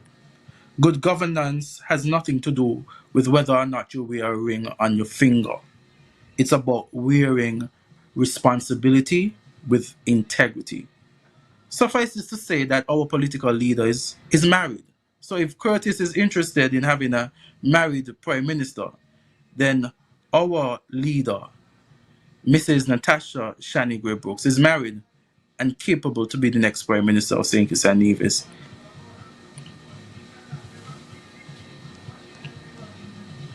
You want to get into some of the texts and some of the messages? Well, at it? Let's see the comments that I'm seeing here so far. We have time to reset the entire system. Somebody is giving Azard some congratulatory claps. Somebody says blessed night to the panel. Someone says love mission, definitely. Okay, and join us on the YouTube. There were some other comments prior, but I don't know. There was something that I had to do and I had to refresh, and I think I missed some of those comments that were on the wall then, and now I have refreshed. I don't see any of those new comments other than one that says join us on YouTube, and so I'm sorry about that, those who would have commented on the wall, but I had a little issue. That's on the Facebook side of things. But we want to say good evening to all of you either way. Those of you who are logged in by whatever means, whether it's Twitch TV, whether it's YouTube, or whether it is Facebook. We do stream simultaneously on all platforms. And so you get a wide listenership, Mr. Gums, when you're here on this platform. And Yes. you definitely are going to be, challenged with a number of questions as we're getting closer. I know we really zoomed in on the SSZ this evening, but I think we kind of delved into this a little bit the last time you were here, but I am at this point very much curious because of the fact that this is one of the things that the SSZ is set to be utilized, and that's part of what is being sold as it is like the next um, um, most efficient way of making revenue for the government, and it is the way of diversification of the economy. Now, we had a very huge song and dance about 2-3 years ago in relation to cannabis as one such avenue for diversifying the economy. And I, as a citizen, am sitting back here and I'm looking at the kind of efforts that is being put out and put in place by these governments to seek to try to get the people to buy into this SSZ. And I'm saying that even if 5% of this attention was given to cannabis as that revenue generator that they saw to look at it as, because apart from the people who campaigned for it and didn't campaign for medicinal cannabis, we campaigned based on the Sankofa case. If you have to go by the Sankofa case, which was the preliminary case, Sankofa argued for personal use and for spiritual use. Those two areas, when we look at what's happening in our government as we speak, those two areas that have been placed on the back burner. As a matter of fact, we are not even hearing anything from the minister in regards to those areas, who happens to be the Honorable Jeffrey Hanley, who is the Minister of Ecclesiastic Affairs, where they put cannabis in, where they put the recreational and spiritual use in those areas. And we have never heard the Honorable Jeffrey Hanley speak on cannabis. Yet it is supposed to be one of those areas. Now, even on the medical side, they have done some work in terms of putting a medical cannabis authority in place and so on.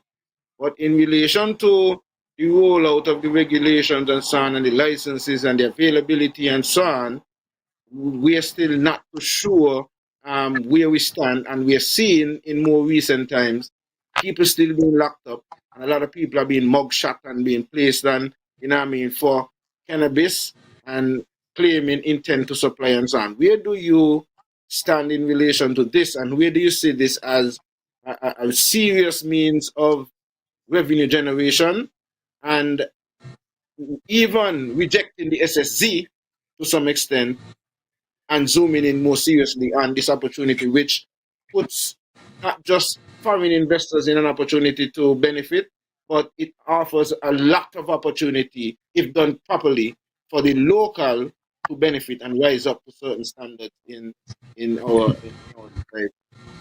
Your position Yes, on that? son. Yes. I would start by saying that any proposal that, if I was in a position of power that comes before me, it must benefit the people of St. Kitts and Nevis first and foremost. You talk about the cannabis industry, and we all know that the cannabis industry has the potential to be very, very lucrative and beneficial if handled properly.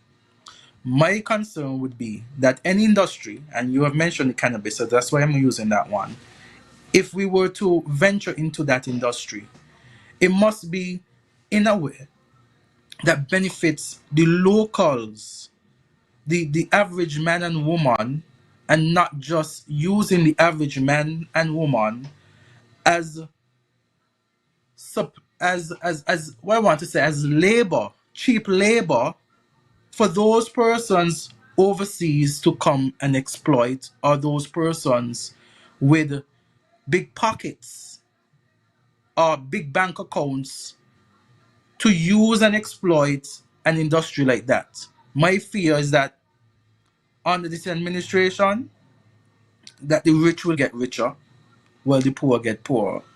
I say all this to say this, that if we look at the cannabis industry, we must look about how can the cannabis industry impact and benefit the average man in St. Kitts and Nevis? How can it create jobs for people in St. Kitts and Nevis?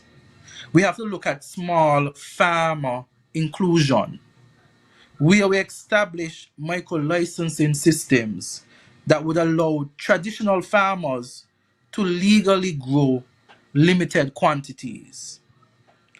And so, if we do that, it prevents the foreigners with large firms to take advantage of our country at the expense of our people. Locals could therefore form cooperatives, share resources, and negotiate better price. You understand? I'm saying all of this to say that whatever industry we as it comes to agriculture, because there is the Tabasco farm or the Tabasco peppers, what the Prime Minister have been talking about.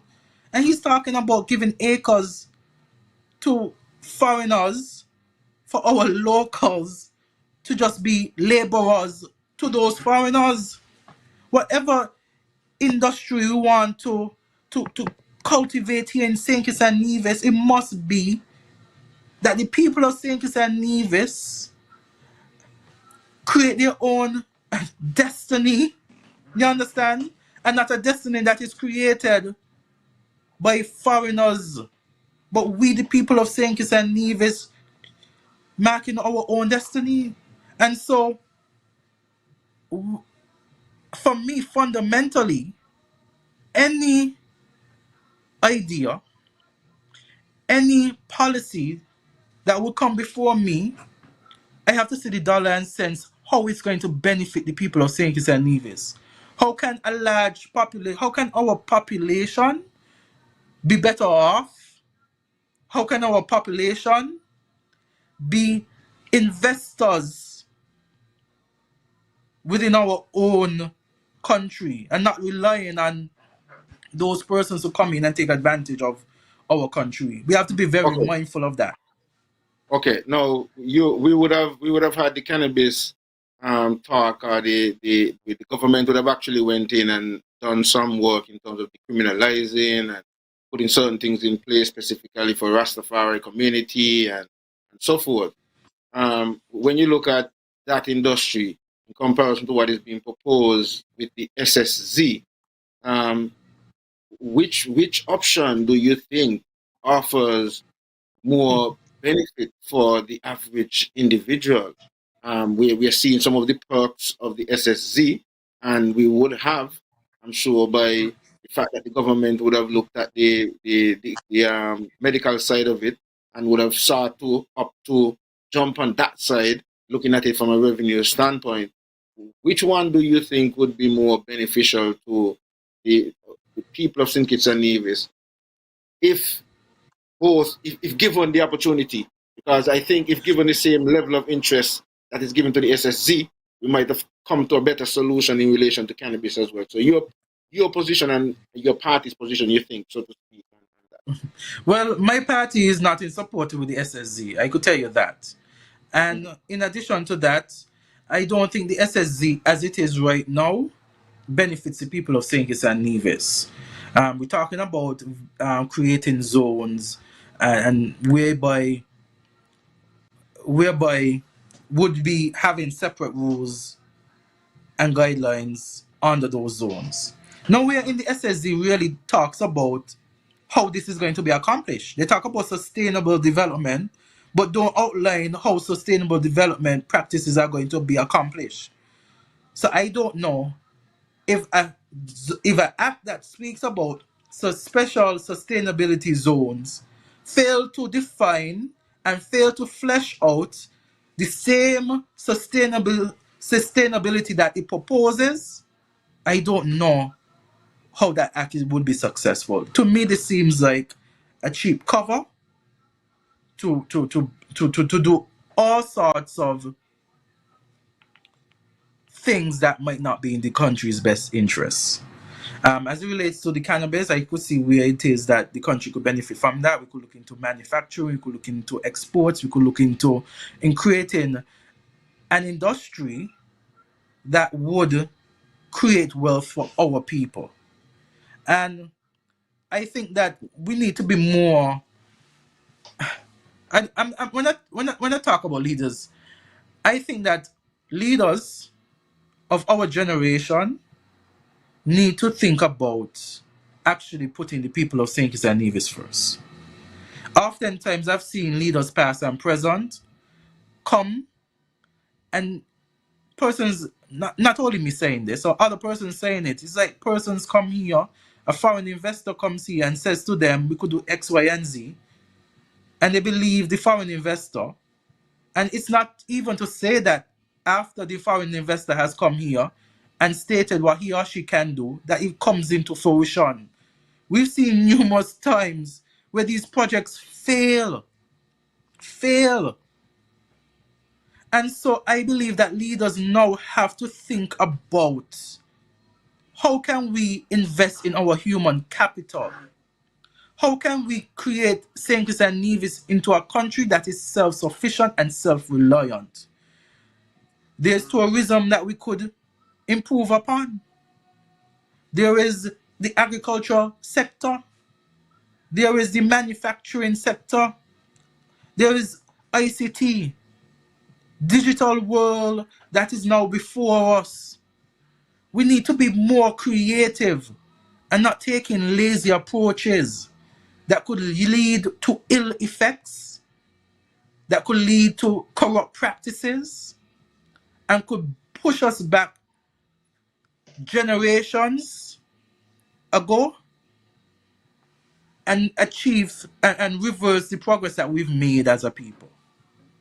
But Azard, I think maybe because of what I am seeing happening presently, like I said, even though we would have seen some movement going forward in terms of cannabis, we're still seeing at this point, even up to today or yesterday, I'm seeing pictures of people being mugshot, being caught up with cannabis and so on. And a lot of questions are still unanswered where that is concerned. Just like how people have a lot of questions in relation to the SSZ, there's a lot of questions in relation to cannabis are still unanswered.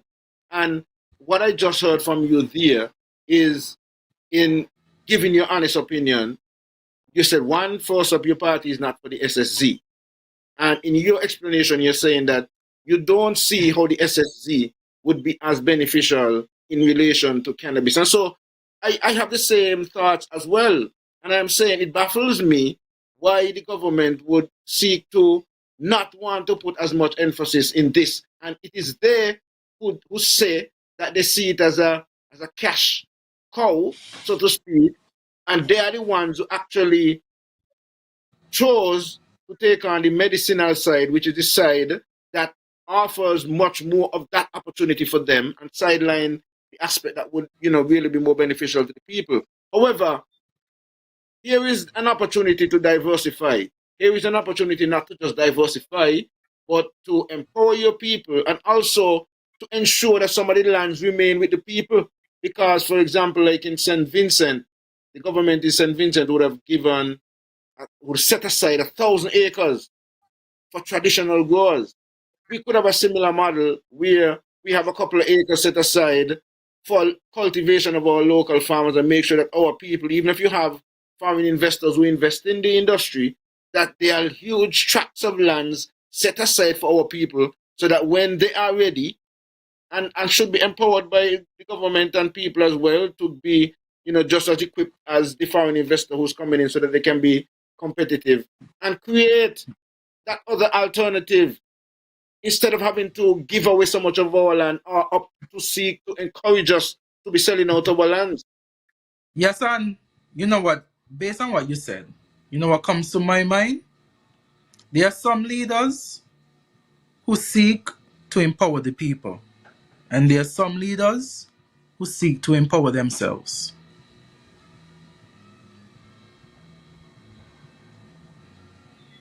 Simple and subtle with Azar, it. is anything else? Is anything else over the bill you want to address that you think need highlighting? The act. I think I would have gone through most of it already, and there is going to be further talk on the act Yes. by our party, and we're going to really address some of the concerns. As I said before, we are not in agreement with the SSZ Or as it stands. why they were so why the leaders are so comfortable passing bringing this thing forth upon their people? Why they were so comfortable with it? To I seem think like that they this can have labor. development with any limited amount of people. I think the Labour administration is comfortable doing what they're doing because they feel that they have the majority support of the people of St. Kitts and Nevis. I feel that they They think think so. that When one I of their think, biggest supporters just they don't agree with it. Curtis just he don't agree with the act. The act. Curtis just said but it. He do ask, not agree with the act.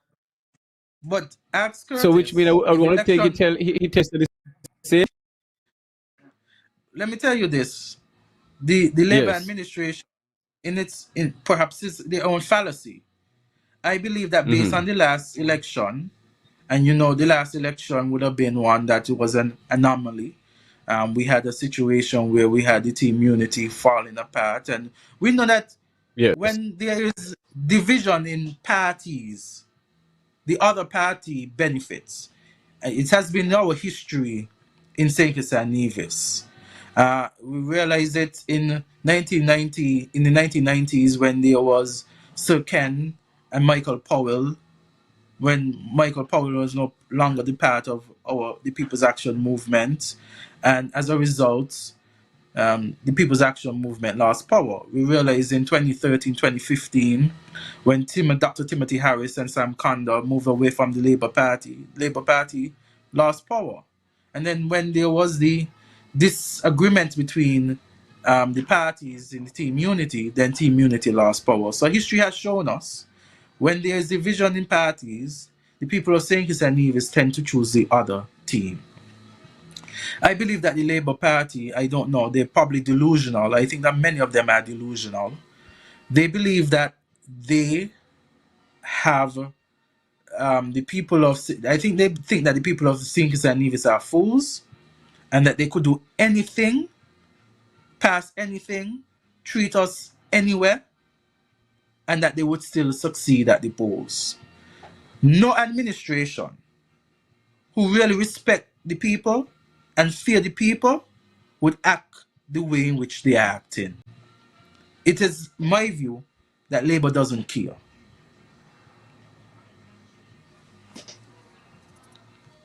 Uh, Mr. Gums, as I listened to you and you went back to a little bit of the political history, right? And I think this is maybe why one or two of the persons who called in might have had their strong opinions and or really want to know where you guys stand with CCM. Because as you speak to that, and you look at the history again, CCM would have been totally against the Labour Party, the Douglas-led Labour administration. CCM would have been a very instrumental part of the team unity construct. CCM in the last election would have opted to team up with the People's Action Movement. So actually, when they ran with a CCM ticket. And so I think that is why people are asking these questions as things move along, because seemingly it is the same CCM now that many are saying seemingly does not even function as the opposition. Seemingly, even in this case, the SSZ, they were the ones who made it possible for this bill to actually pass. Because as one, I think it was Curtis who mentioned, no, it wasn't Curtis, it was somebody who called in and mentioned, I think it was one of the callers said that it was only 3 members from the present Labour government that was in house at the time, along with the 3 members from CCM to make this bill possible.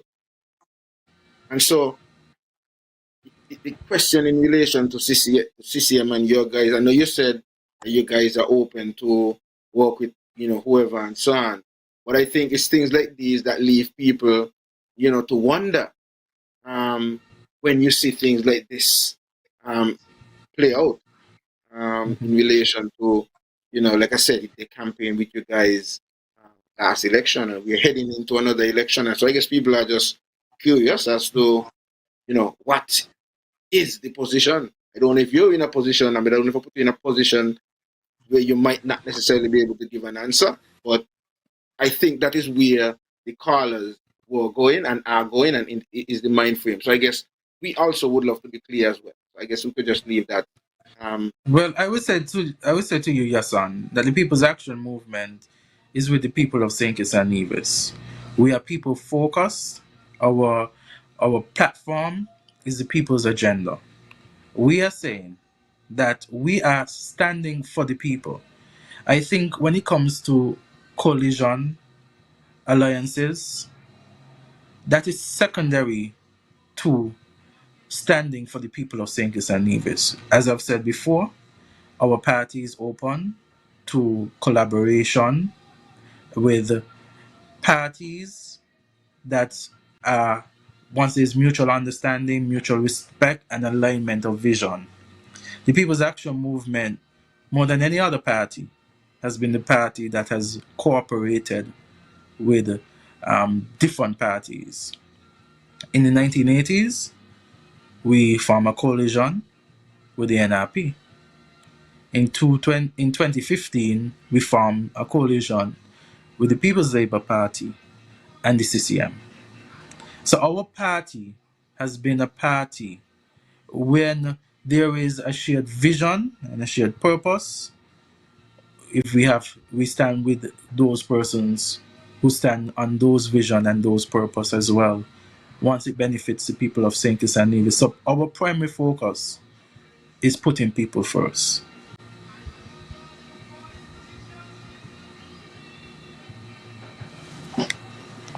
Yes, son, we can't hear you. Sorry, as simple as it is, we would have already ran through the 2 hours, when we get together, Yes. and we're having these sort of conversations, it can really, run. But I want to give you the opportunity to give any closing statements, any, points that you would want to have the listeners remember as we close out for this evening. I want to give you a minute or two to, take the time to do Thank you, Yahsonn. Thank you, Bankie. I want to say thank you to each Yes, I. one of you for giving me the opportunity to speak on the bill this evening. I want to thank all of those persons who called in and shared their views. To those persons listening, I want to say thank you. They didn't have to listen. And so I'm appreciative of the fact that so many persons have listened to, what we have shared this evening. I do hope that we continue to speak on issues of national importance. I will continue to speak on issues of national importance. St. Kitts and Nevis is very special to me. It is a place that I've always considered home. It is not my intention to go anywhere. And so for many of us, St. Kitts and Nevis is the only place that we know to be called home. And so we must make the best of our federation. And so I will continue to fight on behalf of the people of St. Kitts and Nevis, and will always put the people of St. Kitts and Nevis first and foremost. It has never been my desire to enter politics for personal development or for personal perks. It is to put people first, and it is to put my talents towards ensuring that when I leave here, persons could say, well, at least I would have assisted, like so many others, in making St. Kitts and Nevis a better place than I met it. I want to say thank you to everyone, and have a good night. All right, Bankie, you're closing. Azard, I want to thank you again for coming on the topics.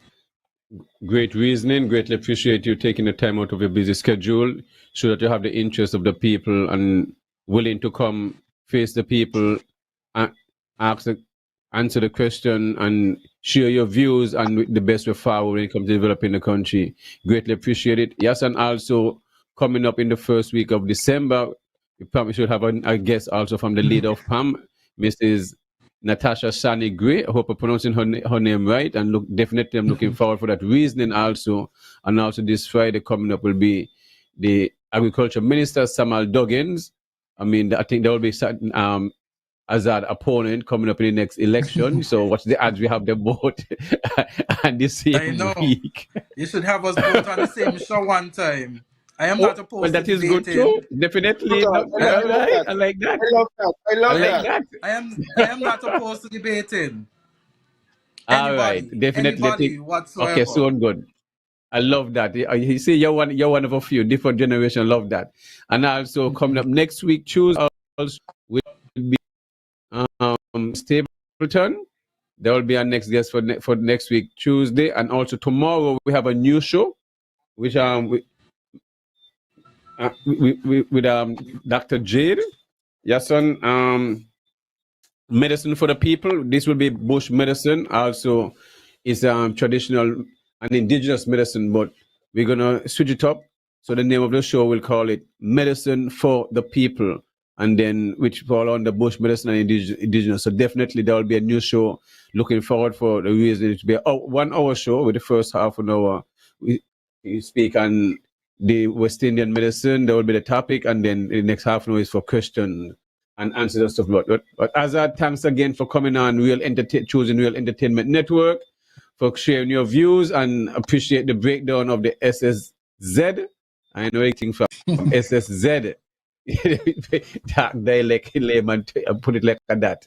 Yeah, so definitely appreciate you coming on, and definitely we're reaching out to you to coming on in the new year again and stuff like that. We'll go next month with that. It will be appropriate to get her views and with the leadership of Pam and what her plans are and her team and stuff like that. So definitely I'll be reaching out to her and appreciate and thank her again. Just want to thank her publicly for accepting my invitation. I really appreciate that. So anything before you go? No, I just want to say thank you. I just want to say thank you. And let us continue to put the people of St. Kitts and Nevis first. Yes, son. I definitely love the idea and the fact that into a debate with the Honorable Samuel Duggins, at least both of them on the same platform. It would be nice for us. So I'm hopeful that we could get the same open response from we'll link up that platform in the new year. Beginning in the new year. Yes. Also want to encourage folks to keep it locked to Real Entertainment Network. Be sure to subscribe to our YouTube platform. We have a whole packed, month of guests. And also remember the 18th is the premiere. The premiere going to be on the 18th also. So remember that, lock your schedule. We're going to also on some different topics, the SSZ, the hospital, agriculture, just regular reasoning as usual. So mark your calendar. Yes, sir. Yes, definitely. And so we have the premiere, we have Cleo and Stapleton, we have Samuel Duggins. We have a whole packed show coming for you this month. And so please be sure to put us into your calendar. Be sure to subscribe to Real Entertainment Network on the platform, and be sure to log in tomorrow.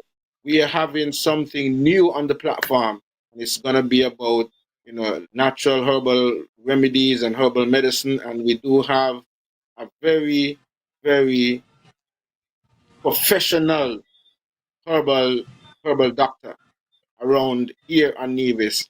His clinic, the Jade Clinic, a lot of people, have heard about it, but if you have not visited, I want to encourage you to at least do one thing.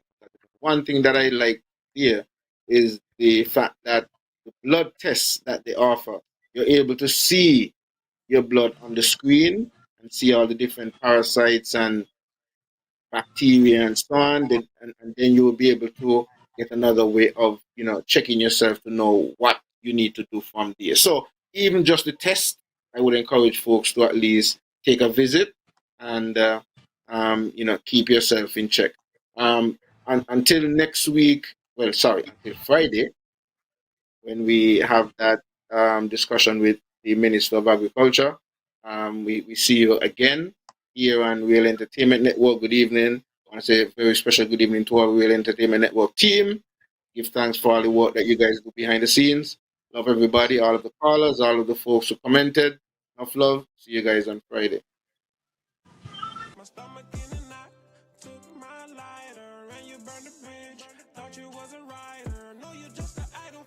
You got me feeling like Big Sean in this 5, 4, 3, 2. I deserve a minute. Wait a minute, gotta get up and over, regain my composure. No longer my lover, finally finished and you did it. Girl, you really showed me. Think with your heart, don't think with your body. Clever. Sorry, not sorry. Sorry, not Justin Timberlake. Write me a river. Lately, I be having conversations with myself, cause I feel like I have nobody to talk to.